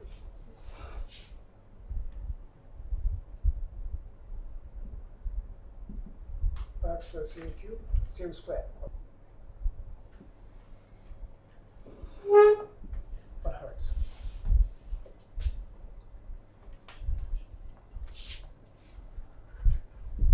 Per solid angle. So if there is a black body, this is Planck's law. You have seen this. But only for single temperature. Now we have temperature as a function of R. That's the only difference we have. So how do you find the spectrum from that?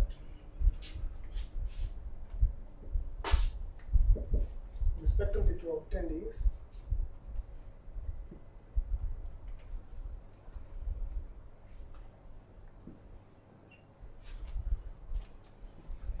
flux.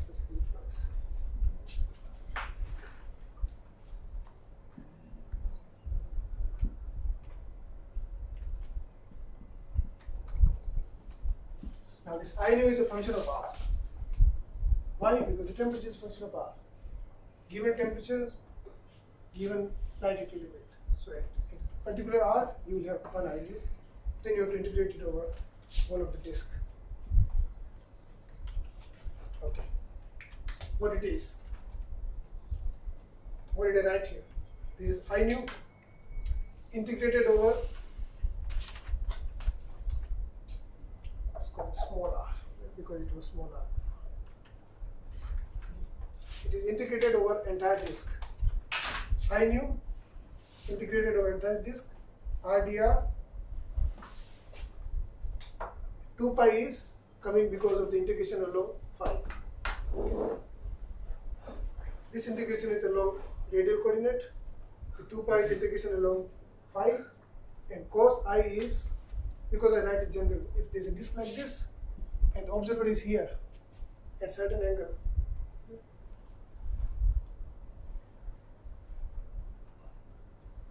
this theta.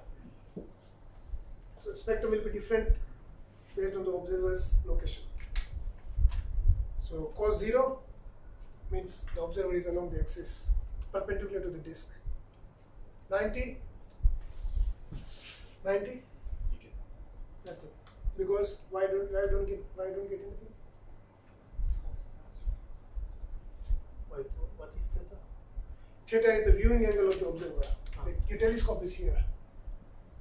Okay? And this is the black hole, this is the disk. So if the observer is here, you get maximum radiation. The observer is here, you get a projection of the radiation. If the observer is here, 90 degree, you don't get anything because It's not don't have a surface to look at, it's just a line for him. The photon can come like that. Because of the equation. Like This is the disk. No, it's not. It's not a trivial question. If photon is emitted from here, it could reach the observer here as well. Why will not it reach? like because of the mass. We'll have to go through all the equations. Yes, we are going there. So It will scatter, like it has to go perfectly straight without scattering. because it's optically thick Yeah. disk is very wide, so the photons do not escape from there. They ultimately escape from the sides. You can see only the point of the surface. Yeah. It's Practically, you do not see almost nothing. neglectable. Yeah. So when a photon scatters from here, until it reaches here, it will escape from this side at some point because the thickness is very small. Okay. So you get very small fraction. So this is why this cos theta is introduced. Okay. So you put I nu here. This I nu. This is assignment. It's numerical integration. There is no analytic integration existing for that. But I'll show you how the result looks like. This I nu, put it here. I nu you have TR. Now look at how complicated this is. This is expression of I nu. In I nu you have exponential TR. TR comes from here. So you are not noticing I'm making mistakes. It's t to the power 4. This is t to the power 4. I wrote it just t. You don't notice if I make a mistake. So it's t to the 4. You calculate temperature from here. So what is the temperature? TR equals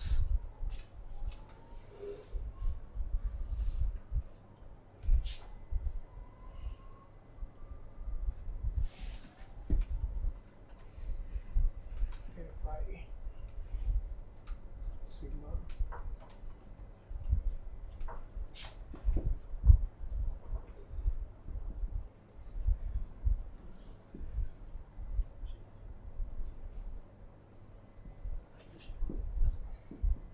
one by 4. This is temperature.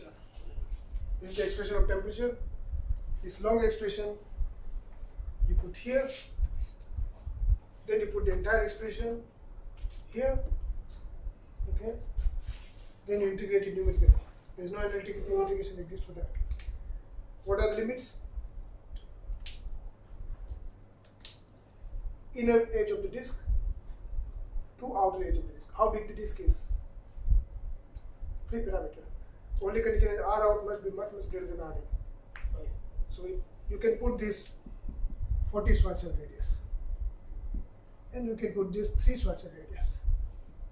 3 Schwarzschild means 1 Schwarzschild radius is 2gm over R square.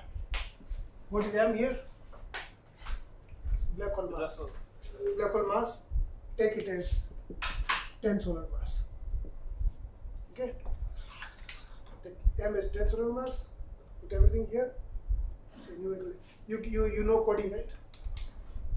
You can make code. Numerical integration. I think in Python it is just one line code. Okay. R squared or C squared? R square or C square? I mean, in the No, it is C square. radius. C0 square. C0. Okay? Because C0 is light speed. Because we are using C for sound speed. Yeah. Okay, it's a light speed.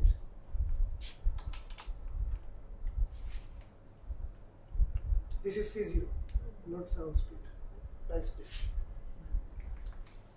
It's a crime to replace light speed's notation. It's a C. It's always C.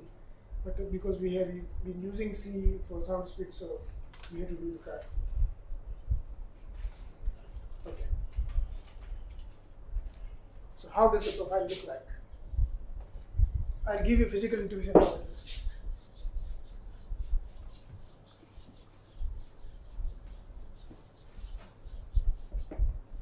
How does a black body look like?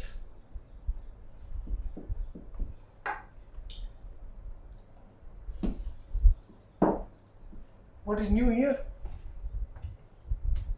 Frequency. Frequency. The energy of photon is h nu. Nu is the Planck's constant.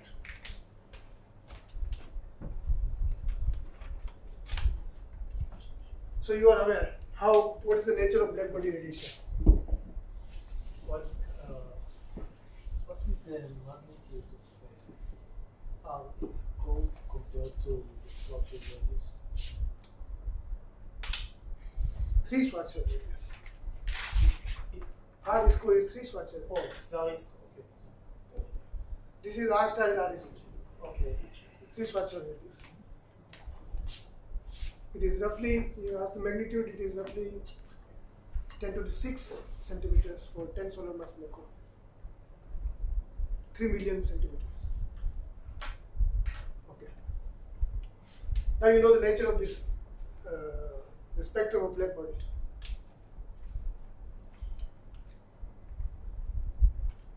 For very small frequencies, you can write it like e to the power 1 plus, right? 1 plus this one. And then exponential goes up and you cut with that. So basically nu square.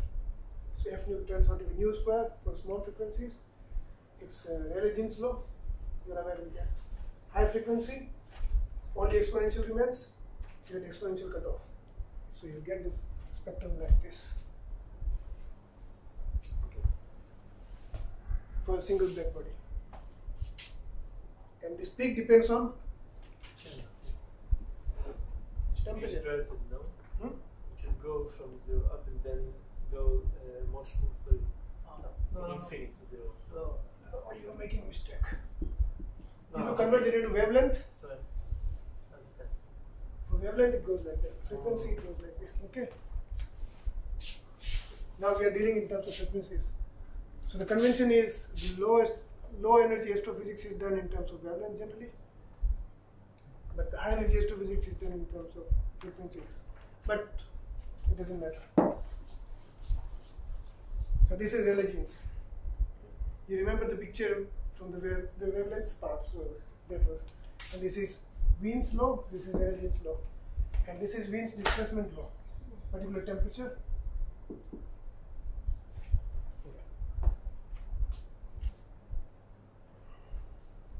I forgot the expression of Wien's displacement law. Can you remind me?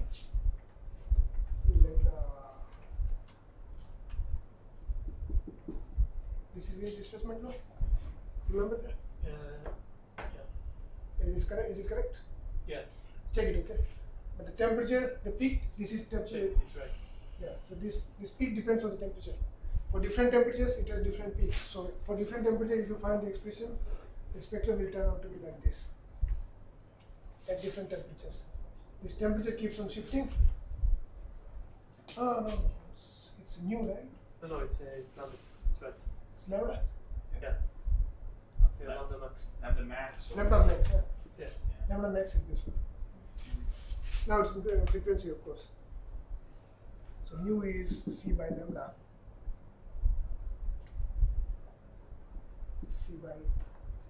C0 by nu max.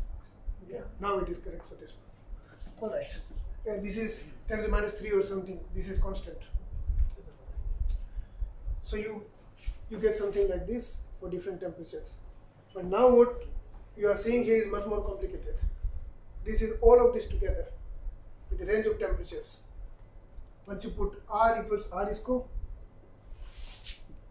0 temperature. 0 means it's not 0, but it is not defined below R equals R ISCO.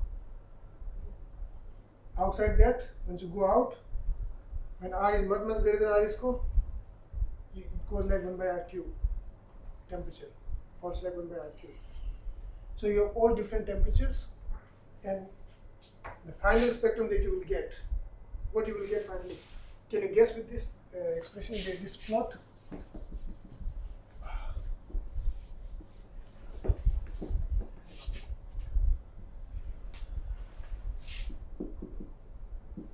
What you will get finally, which is basically many different temperature spectrum coming together.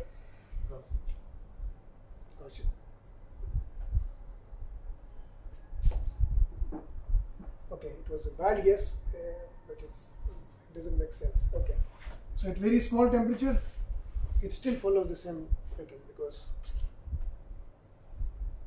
close to R score. Small frequency. Okay, one more thing. When you look at this, high frequency radiation means high energy radiation comes from inner region of the disk, and low energy radiation comes from outer region of the disk. So basically, this is coming from. You can keep it 40 Schwarzschild radius. It's from outer region of the disk, and then so initially it is this. It has a pattern, and then you have a flat spectrum. It's not flat, it goes like nu to the power 1 by 3. Why this flat spectrum comes? Because now you are basically adding many spectra like that. Okay? When you add all of them, it turns out to be roughly a flat kind of spectrum. And at the end, you again have the exponential decay. This is what you will get. Many black bodies together. And Shakur and Sunya have showed that in 1973, in observations, this spectrum was observed. This nu to the 1 by 3.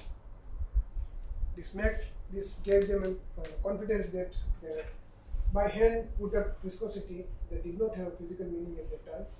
It worked very well. With the question, if it works very well, what it is. Okay? But it works. There was viscosity. For 20 years, people did not know what it is. Now we'll talk about some physical picture of that, what actually the viscosity is. It's an interesting question. Okay, so you will, this is assignment I gave in the class. Okay. I have put in the notes these all expressions. You can use them. Just numerical integration. Integrate and find out. We'll get this spectrum. The answer is also given. Okay. How much time we have?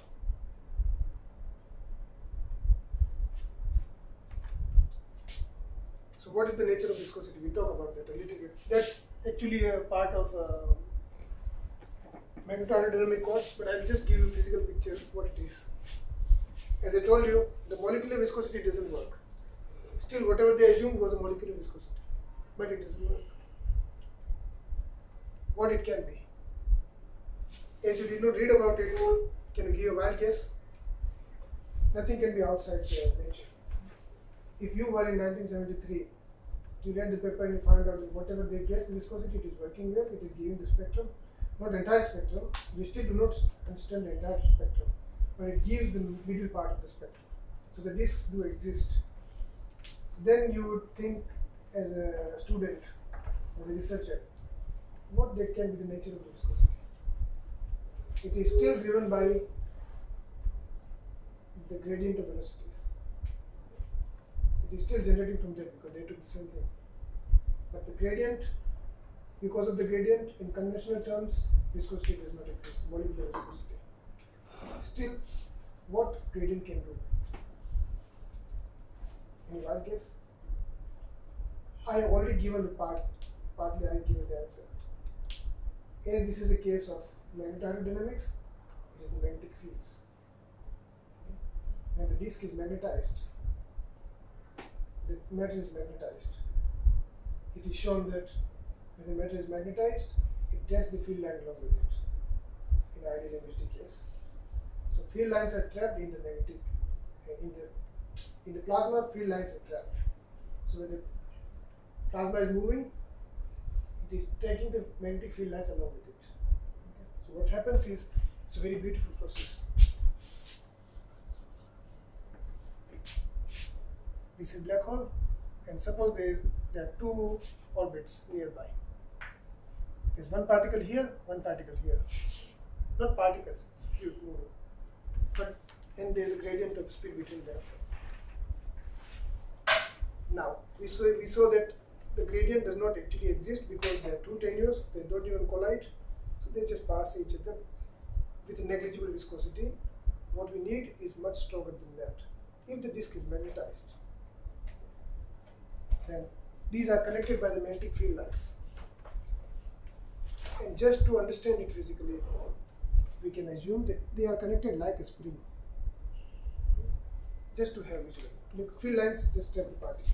particles touch the field lines, so they are trapped with the magnetic field in a similar manner.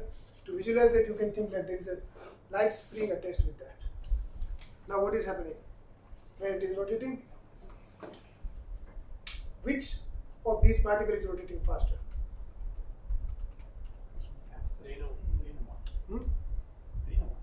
Inner one is rotating faster. But this is rotating faster, this is rotating slower. What will happen? It's very simple now. Now you can understand everything. If inner one is rotating faster, outer one is rotating slower, what will happen? It will. This has reached here. Okay. This has reached here. This has reached here. So what happened? The spring is stretched. Okay. So inner particle is actually pulling the outer particle. Okay. Why? Because of the shear. We are still in the shear.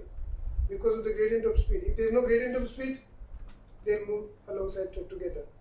Because of the gradient of speed, it pulls inside. What will happen? Particle will pull in. This is what gives rise to this R component of velocity. So ultimately, because of magnetic fields, a small VR is produced. So this causes instability. It is also kind of instability. We call it magnetorotation instability. MRI. Magneto.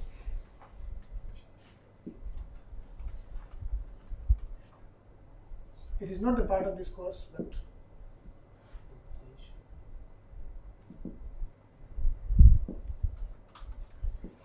because I have told you, it will come in the exam. Okay.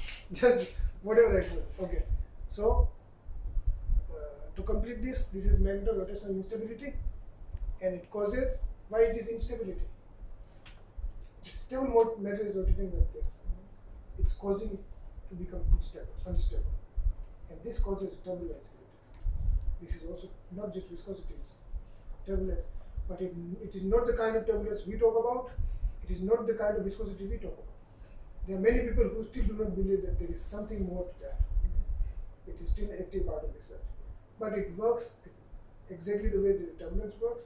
It works exactly the way viscosity works. This is turbulence of the lines of the field. Turbulence caused because of the friction between the magnetized layers of the plasma. This is turbulence of the electromagnetic field. What is turbulent? This instability causes turbulence because the matter is unstable now.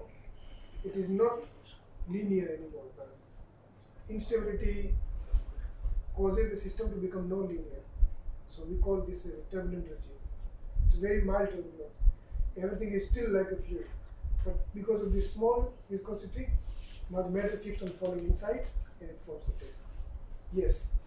If we use the intuition of the springs, why is the inner particle not thrown out like the outer? Because it is high momentum. So it is not thrown out at all. It should be slowed down a bit, or something like that. Say it again? Shouldn't be slowed down a bit. Just it is pulled back. You slow down. Then what will happen if it slows down? Was it? That's what is happening. It is losing kinetic energy. Because of the friction, the tension between both the particles, they both lose kinetic energy. Lose kinetic energy, they lose angular momentum. They lose angular momentum, they have to come inside. Which is the cause of VR, the R component, everything that we talked about. Okay? So this was discovered by Balbus and Havler. I'm writing BS because I may mess up the spellings. 1991. You can look into that paper as well. This is MHD paper. And whatever we studied this instability analysis, you perturb the system and you grow the perturbations, they study in the same manner. The basic mechanism always remains the same. Just the scale of the problem changes. Okay, so we finish this topic here. Questions?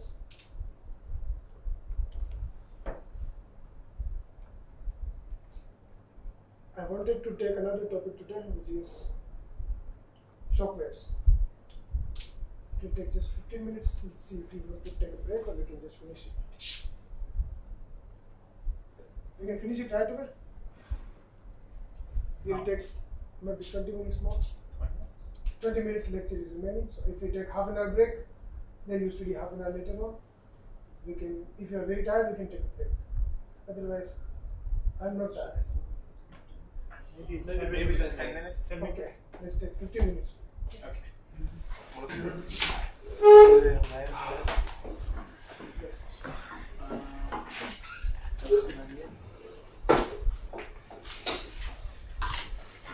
So we meet at what time? אני אמרתי 10. 6:05. אני אמרתי 10. Yes. אני When you go to למה לא המשכתי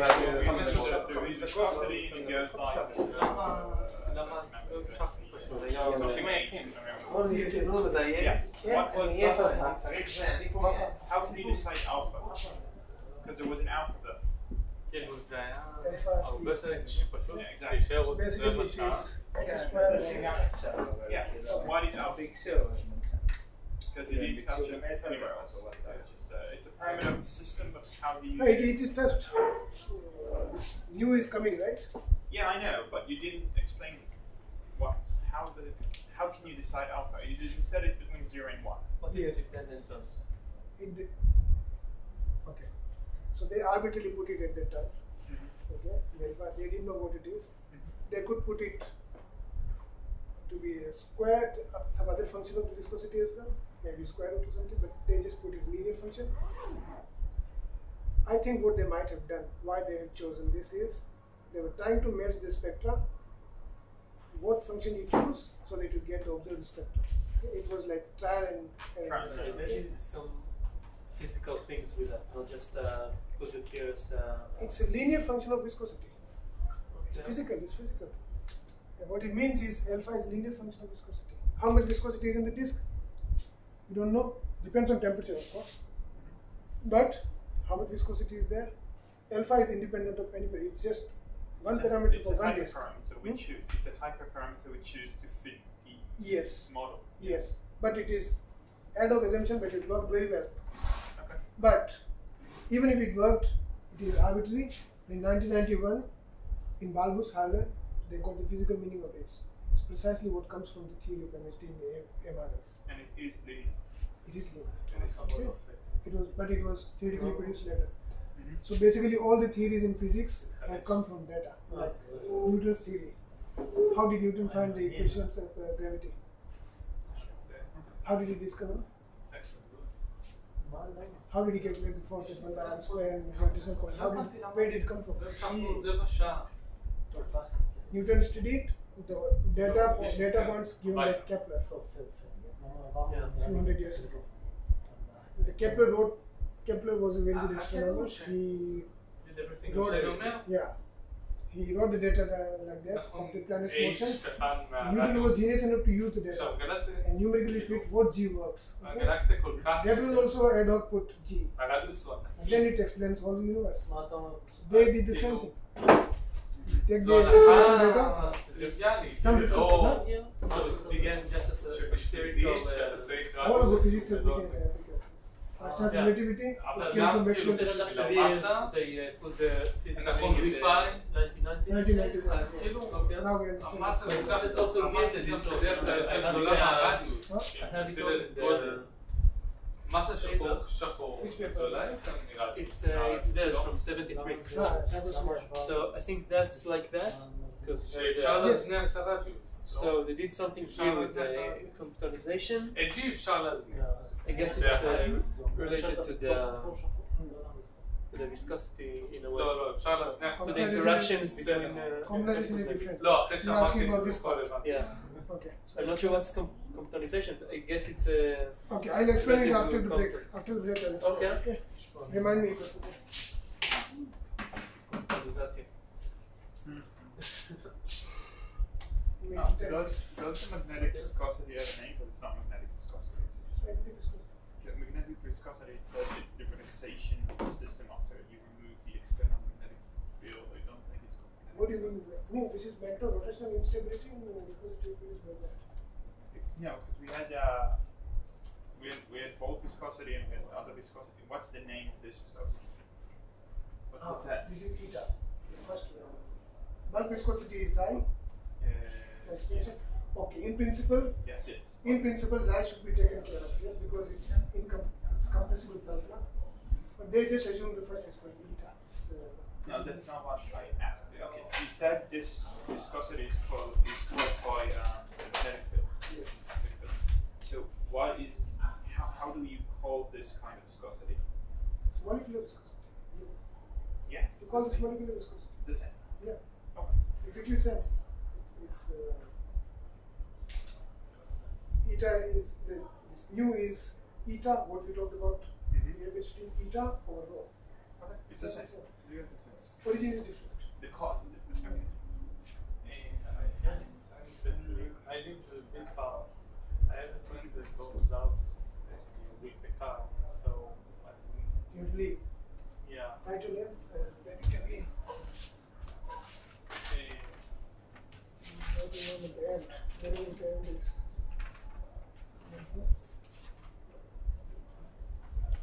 יכול לתאר.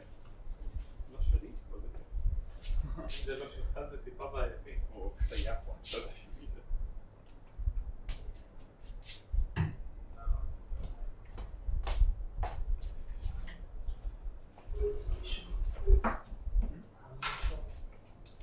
עשר דקות. 9 דקות. מלא זמן. אני לא מבין למה אנחנו לא פשוט כבר... כן. כן, כאילו, זה הכל בגלל גל. כאילו גם לא מבין, רק גל אמר. אני מאשים את גל.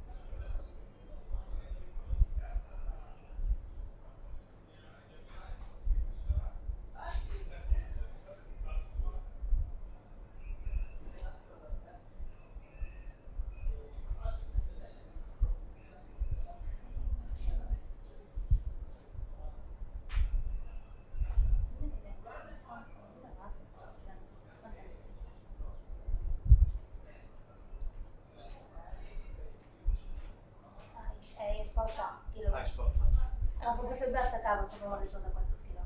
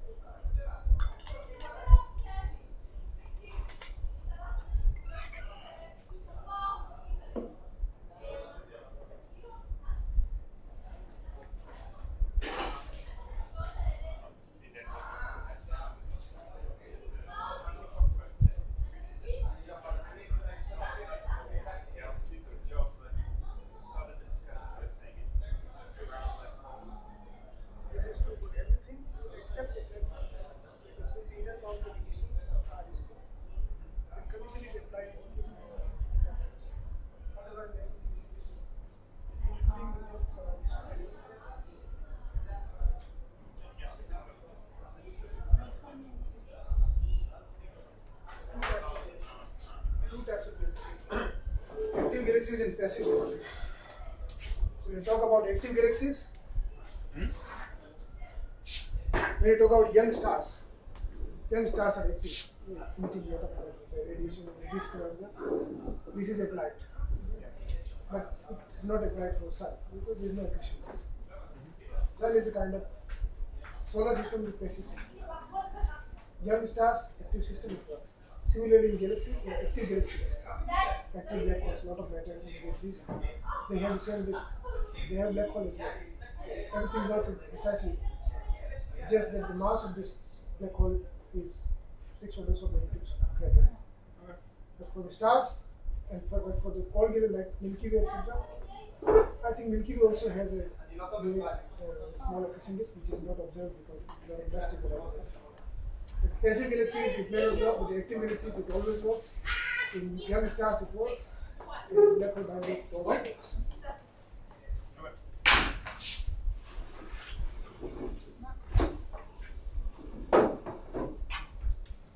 Now I talk about shock waves.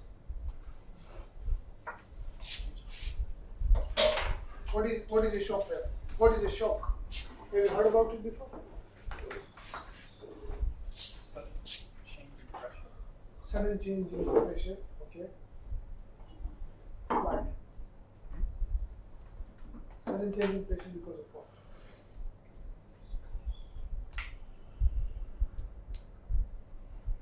Okay. So let's go to the previous class. And we studied, we found these types of solutions. Solutions of, let's say, stellar winds. Let's take an example.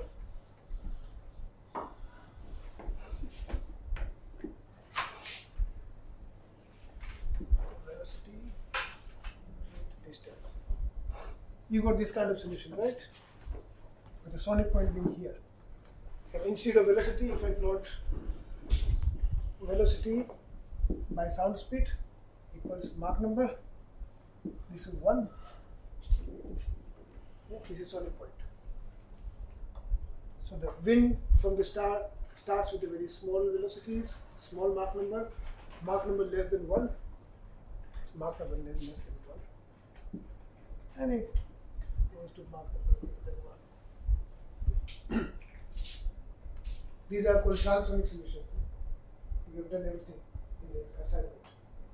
Transonic winds. Now suppose this is a freely expanding wind.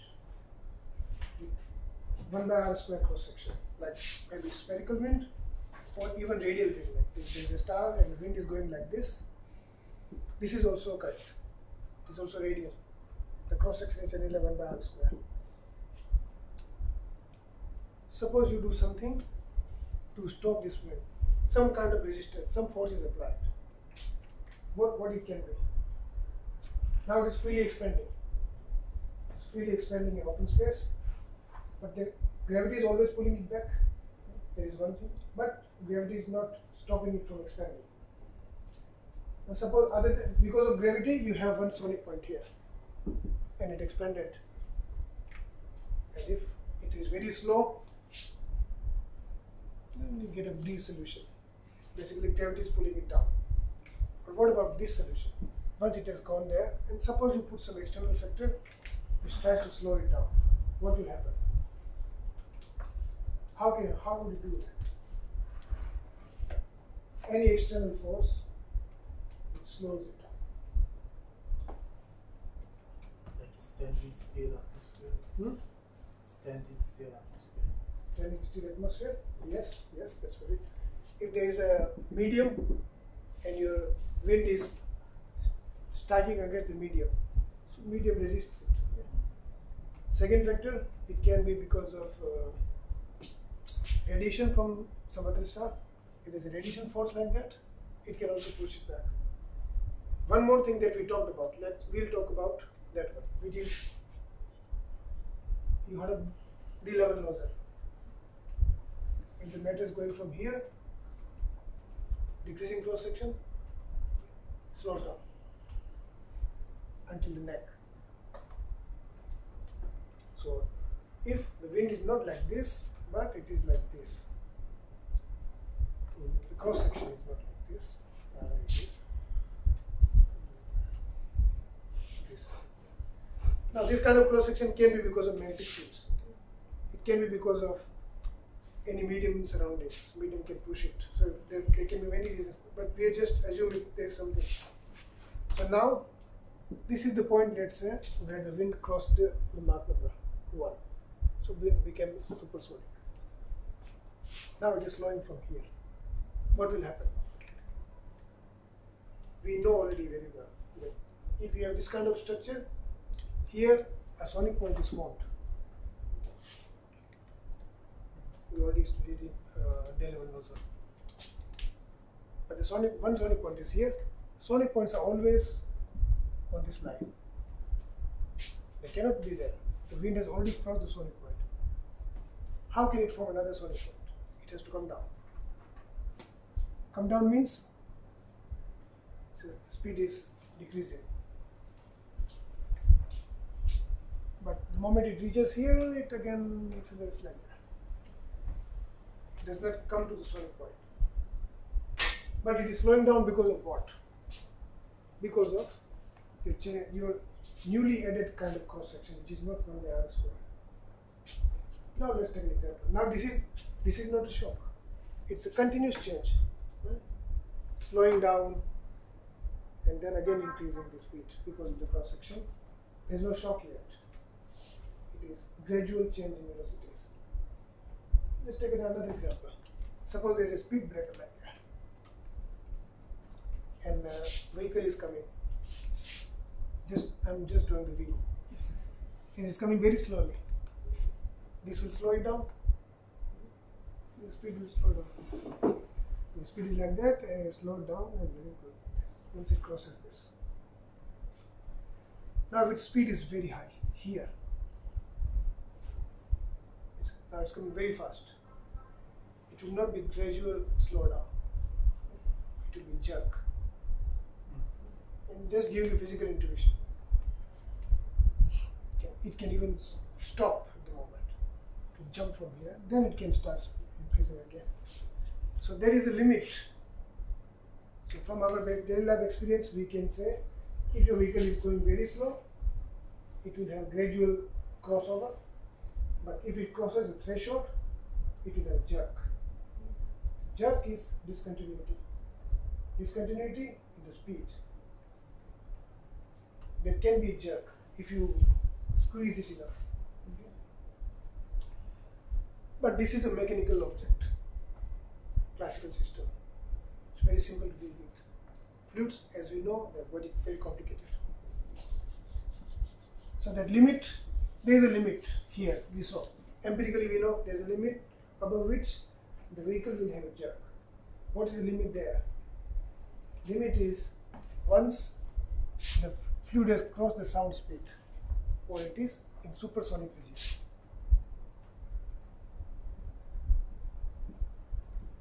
It is supersonic, and then the resistance is applied. Okay. Then what happens? Now it's the second question of the assignment, which I'm not sure if you will be able to solve it, but let's see. What happens in general? Okay. If you solve this, if you solve the same problem in the following the discussion what we had.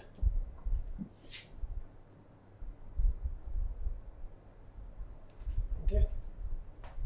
And if the jerk is sufficient, or the change in cross section, or the radiation pressure, or the ambient medium, whatever be the reason, if it is strong enough for a single energy parameter, you get two solutions. Okay. One solution is this, and the other solution you get is something like this. It's called alpha solution.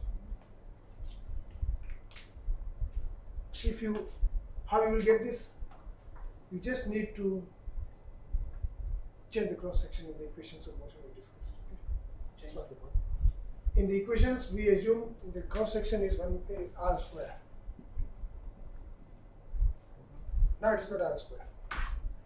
It is changing cross section and increasing some function, complicated function.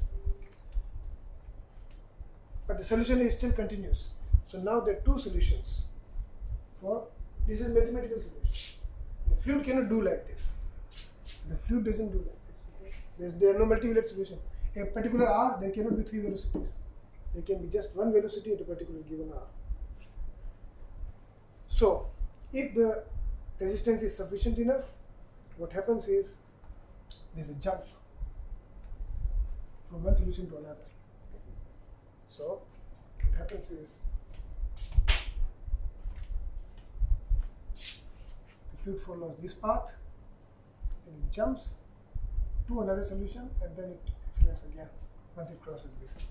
And when it crosses again, there is a second sonic point, which is maybe in the middle, maybe somewhere else. So this first sonic point is caused by gravity, second caused by, but this is totally numerical. You cannot have this analytical.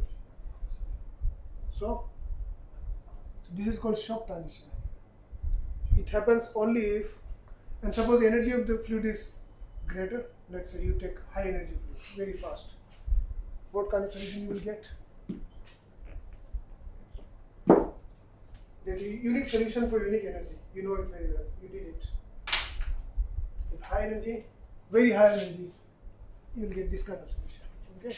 Simply, the cross section does not put much effect.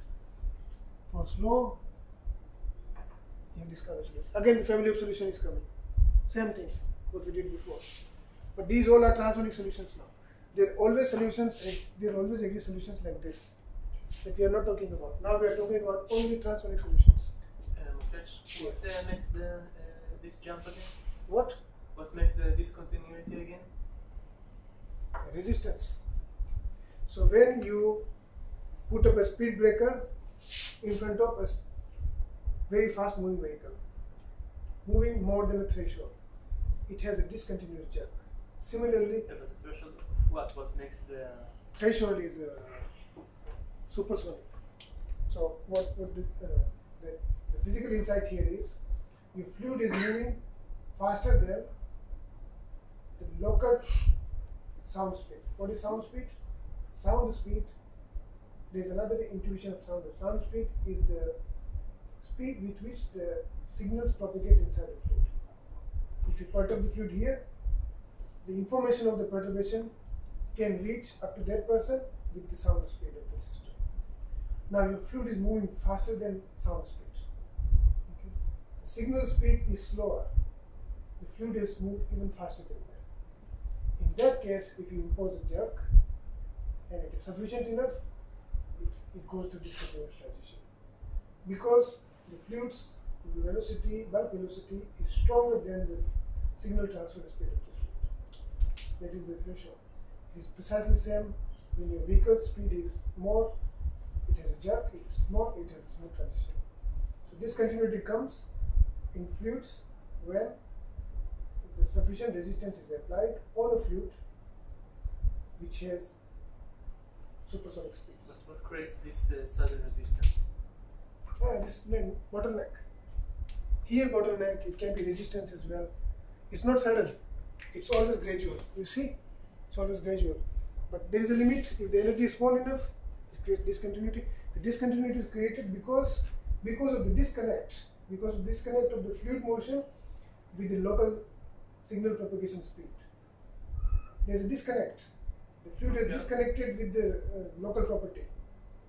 Okay. Now, if the fluid is moving slow, let's say here, the sound speed moves faster. Wait, so if the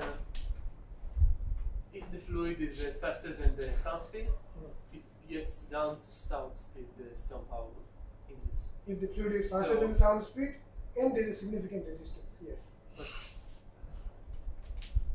But what makes where there should be a discontinuity? It can be a continuous way of the resistance. What creates the sudden resistance?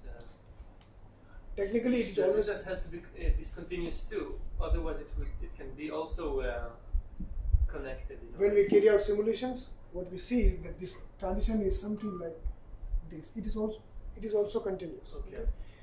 But still, it's different than discontinuous solution.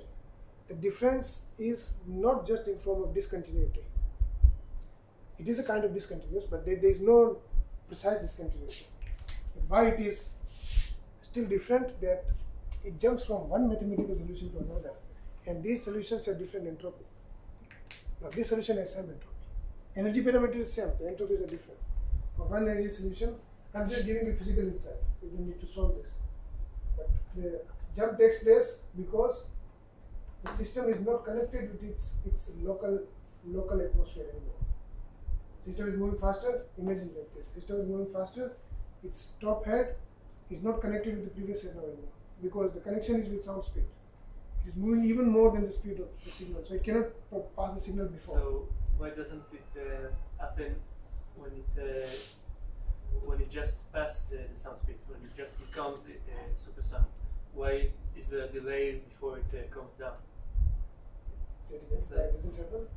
The velocity of the fluid is going up, it increases beyond the speed of sound. Sound speed? Yeah. And it doesn't go down immediately because it still doesn't have the resistance, right? If So the what resistance makes is the peak of resistance there? The structure of the nozzle itself is yes, that we'll talk about mathematically. Where's the limit, right?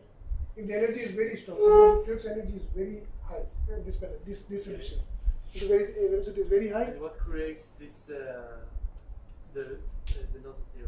Is it just you assume that you have nozzle, physical meaning, okay, I will talk it? about You assume that you have it, or is it created First of all, in a way? this resistance can be because of anything. It can be because of anything. It can be because of radiation from some other star, let's say, or it can be because of magnetic fields. It can be because of this nozzle. And in many cases, if you look at the kiloparsec jet structure, you see the shocks. Those shocks are created by because the jets are moving in ambient medium, so they are having resistance with the medium. So there can be any reason. This is just one of them. It can have physical origin in the form of magnetic fields, and suppose we will talk about the quantization, right? What? Okay. Yeah. Okay, we'll talk about it. So this is the thin disk. There can be another reason of this kind of if there is a inner region like this of the disk, which we did not talk about. It's after this ISCO. What happens to the matter after ISCO? It puffs up and makes this kind of stuff. So when the wind is emitted like that, this also pushes it to become collimated. This is one of the reasons. We have worked in this a lot. Okay. So it creates a jet or something?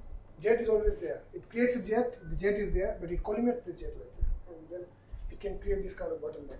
Okay. Magnetic fields, the mechanical collimation, they can be That's many. related to compensate? No, we'll talk about quantization. Okay. But let's finish this. I remembered with the quantization happens because of this region. Okay? But we'll talk Okay. about it. Okay. So there is a discontinuous jump when the matter speed is greater than sound speed, and it faces some resistance because of some reason. Okay. The jump is from one type of solution to another type of solution. Okay. So the entropy changes. In general, entropy increases after this collision. So velocity goes down. What will happen if the velocity goes down? Suddenly, if this is the medium, let's say, this is the medium, and the fluid is propagating like this is the shock. Okay. Pressure goes up. Yes, here the velocity is high, here the velocity is small because velocity jump. If velocity goes down, what happens? Gradient pressure. The energy is conserved, so thermal energy increases, pressure increases, heats up. So discontinuity is not only in velocity, the discontinuity is also in pressure. So if you plot a pressure with R, it will be something like at the shock, pressure goes up because the energy has to be conserved. What needs to be conserved? Mass and the shock. All the conservation equations apply at the shock. If the shocks are adiabatic, may not be. Shocks can also emit radiation, so they are not adiabatic. But if the shock is adiabatic or it is emitting much less, mass, momentum, and energy all have to be conserved at the shock location. Okay. So in general, this discontinuity propagates. If I do like this, you can hear the sound, right? This is discontinuity here. The wind around, the air around just capture this discontinuity, and all the discontinuities propagate in the medium. Similarly, the shock also propagates. These are steady solutions because we have assumed there is no DDT. So the shock is exactly the place, but if it is not steady, the shocks propagate with the shock speed. This is why it's called shock waves. Alright. So I was thinking to give an assignment which is, I'm not sure it can be simply done, but what you can do is, you can try. So previously what you did is simple, that was also not very straightforward, finding family of solutions. Instead of R square, you take an arbitrary cross section and produce these kinds of solutions with the shock transition that I will give you. I'll think about it. I can anyway give it. You cannot do it, I will still give it marks. And I'll show you how to do it. You'll get this kind of solution. Okay. So at the shock, what happens?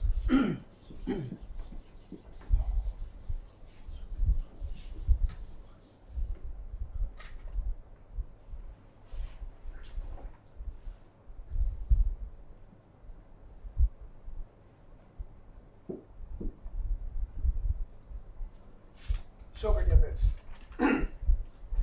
Conserve quantities across the shock. Pass.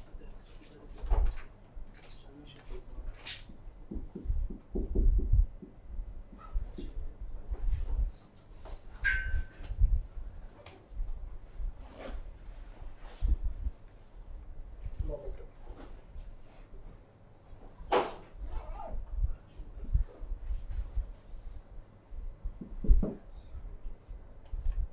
Now this area is well, right? In the conservation, rho VA, area is also there. But because the shock takes place at the same location, area at that location is always the same. It is A1 is equal to A2. So you have only rho 1 V1, rho 2 V2. It's just continuity equation, nothing else. I am not writing anything new here. Yes. What's the title? Shock. Adiabats. Adiabats means the quantities that don't change at the shock. Even if it is shocked, and the mass has to be conserved. So if the velocity goes down, V2 is smaller than V1, the density goes up. Okay, and this leads to compression ratio. It's called compression. How strong the shock is, it is defined by some parameter: shock strength and compression ratio.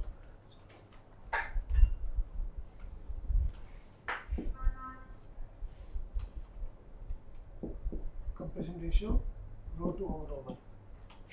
The ratio of densities after and before the shock is compression ratio. Typically it is greater than 1 because density increases. Momentum.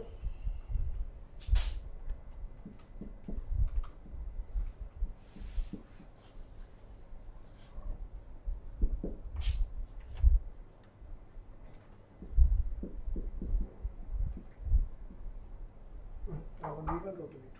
It's momentum. Basically, it's momentum. So momentum of the fluid has to be conserved at the shock as well.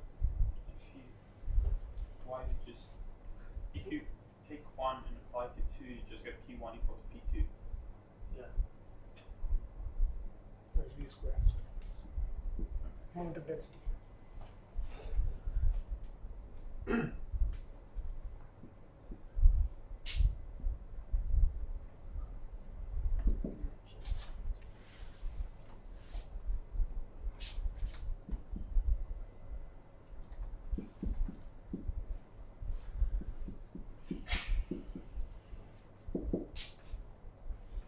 We have derived this expression before. This is Bernoulli parameter, energy.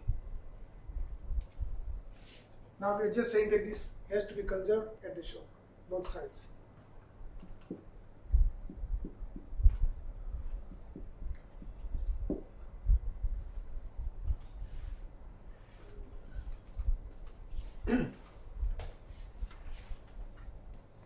So, when you obtain these two solutions, this is called alpha type solution, but it may not be easy to obtain.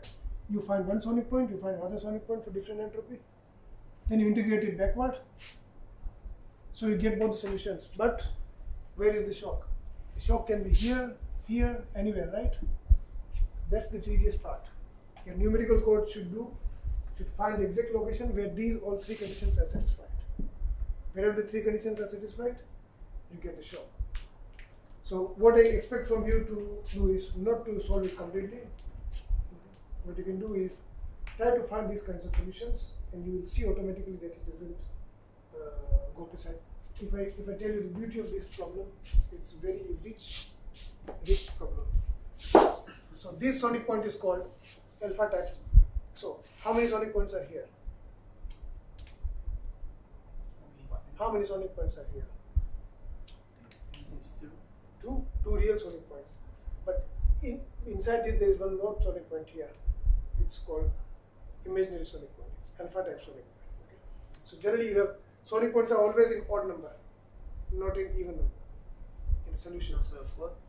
Even number is 2, odd number is 3. No, I understand, but the number of what? What does the number? In a typical solution. The number of In one solution, crossing. Okay. one solution, you have 3 sonic points, 2 real, 1 Okay. imaginary. So this is called alpha type sonic point. I can just give you a glimpse. It's not important for the cost. You will also find in some other cases the solutions are like this.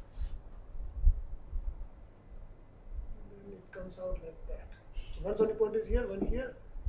It's a spiral sonic point. You get it. So it's mathematically it's a very rich problem to solve.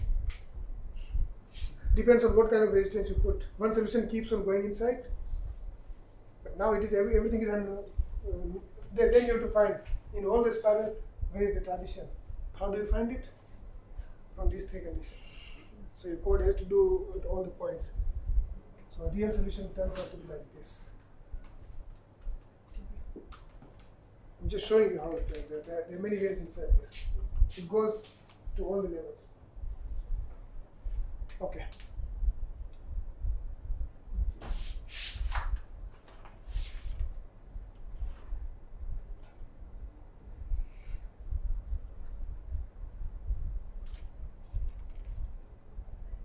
Alright.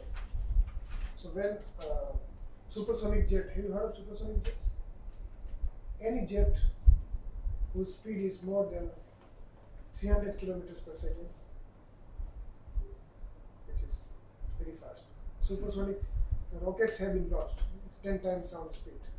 When they propagate, they always produce shocks at the edges in the air. Now, air is not moving. But because it is moving, it feels like the air is moving supersonically onto the head of the jet. So they always produce these types of sonic shock waves. You can look into these videos on YouTube. They have the shock waves shot. Inside the water, what do you call that? Soldiers. Chernico is different. That's more than line speed. That's different. What do you call that structure in which the soldiers sit and then it goes inside? Huh? Submarine. Submarine. Okay. If it is supersonic, it creates the sonic waves in water as well. Okay. So it can be seen in many places. Alright. And if you see M87 jet, you should see M87. You can Google that. Can you Google it? M87 jet. M87 jet Hubble image. What jet? M87. Hubble image. I can show you the shocks. M87 is a blazar. It's supermassive black holes. The jet is coming out of supermassive black holes. And I show you which image you have to open this image. This is Hubble image. Hubble. It's Messier 87 is M87. Oh. Okay, so zoom it. You see these knots? Yeah. These all knots. You can only see knots. Okay. Yeah. These are dissipative shocks. I can show people as well. You see this? Report. No, I can't zoom in anymore. Okay, but you can see it. You see the nodes? This is the jet, this is the black hole system. It's a supermassive black hole, active galaxy. It has an accretion disk, you cannot see it. Accretion disk cannot be seen. No telescope can see. But you have seen accretion disks around young stars. I'll show you now. Not around black holes. You can just observe them. So this is the black hole, and the jet is coming out. But you cannot see in between anything. You can only see where the shocks are formed. These are the shocks formed when the jet is going out with supersonic speeds. Its noise factor is very high. Supersonic speeds, and it strikes against the ambient medium. When it strikes, slows down, and produces these nodes. So whenever the shock is, the velocity drops, temperature goes up, and it emits radiation. That's what you see. How does it work? You type HH30. What? HH30. Young stellar object, like this one. The only accretion disk which is seen by telescope. Otherwise, you don't see it. Yes. So this is HH30. This is young stellar objects, young star. I think it is Hubble image, but I don't know which image you have. There's a star in the middle. It also has jets, but you can see this structure here. What is that? That's what you drew before, no? That's the accretion disk. Yeah. So it still has very high temperatures. That's why it's so. Young stellar objects temperatures are around a few hundred Kelvin, but I don't know what is the temperature of this object. It's enough. You can see it. A few hundred Kelvin is. So the disk is seen with the telescopes around stars. But it cannot be seen around black holes because the resolution is not that good. Alright, you can see many of such photographs. Can you repeat why do we see only the nodes? What are the nodes exactly? What are the nodes? You said? So when the jet is emitted from the black hole, like this, the jet is emitted radially, it is going out, and as we talked before, if it simply expands, what happens? It expands, becomes tenuous, colder, less denser, colder. It doesn't emit anything. Similarly, like accretion disk should not be emitting anything. Okay, but then because it is going against the ambient medium, this medium, it's not in free space. In the medium, so it faces resistance. Okay, so it's only Goes to shock transition. the objects that the jet emits that we see. Jet This mix. is friction with the Friction with the ambient medium. Okay. yeah. Because of the friction, it goes to shock transition. Okay. What happens to the shock? Pressure goes up, and at that location, because the pressure has gone up, it starts emitting radiation. This is why a telescope sees them. And in between, you don't see anything because it doesn't emit significantly. It does. In radio, you see because they emit through synchrotron process. In the magnetic field, the electrons direct, they emit, but that's a different thing. You don't see in the optical. This was an optical image, Hubble image. Okay. So finish two topics today: accretion disks and characteristics of shock waves. What else is remaining in the syllabus? One lecture for turbulence. We will discuss turbulence, as I said, and there is one more similar solutions. Blast waves. Okay, what else is remaining? It's 12, number 12. Number 12 is remaining. Similar flows, other solutions. Okay, this is one more lecture. Everything else is covered. And we have turbulence. Where is turbulence? Turbulence flows. Okay. We have covered, but it is not finished. I think everything is covered. Okay. Okay. Next we study the blast waves. What are blast waves? Blast is blast. Explosion. When the explosion takes place, the explosion is a spherical explosion. So what happened when the first nuclear bomb was tested? A mathematician who knew hydrodynamics a lot, it was not revealed to the people what is the actual energy, how much strong the explosion is. I think Shadow or Taylor, one of both, mathematician, physicist, he just looked at how the smoke was expanding from the images published in the newspaper. He solved these equations and found out what is the energy of the explosion, and he published it. He was not supposed to publish it because it was not allowed. But the scientists are clever. Just looking at the images and what time the smoke was where, what time it was there, we will solve these solutions in the next lecture. How we did that. So that is when you solve these blast waves, spherical wave solutions, you can find out what is the intrinsic energy of the explosion. Okay, that's the next lecture.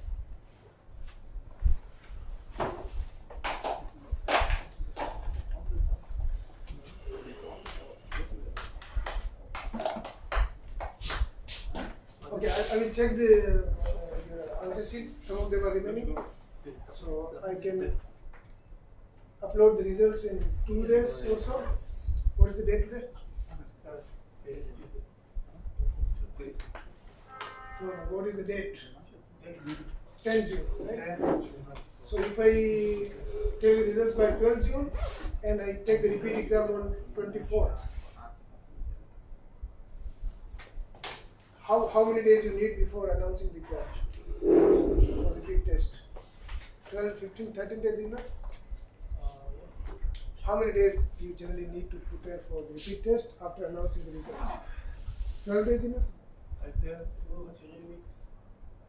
Ideally 2 weeks, but the conditions are normally the tests are dense. Start studying from today. Okay. We have 2 days, either 24th or 1st of July. I'm okay with 1st of July as well. Moksh, no, first of July. You have exam on 24th? Yeah.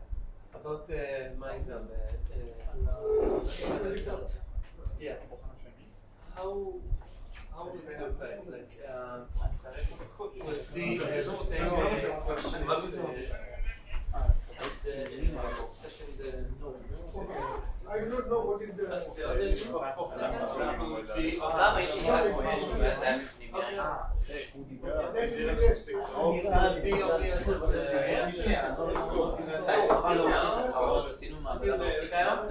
Or until the end of the semester. Okay. עשינו דיפרקציות. So tell me. עשינו דיפרקציות של שושה. Do you have a specific pattern for exam? Question pattern. זה קוהרנטי. No, like for the test.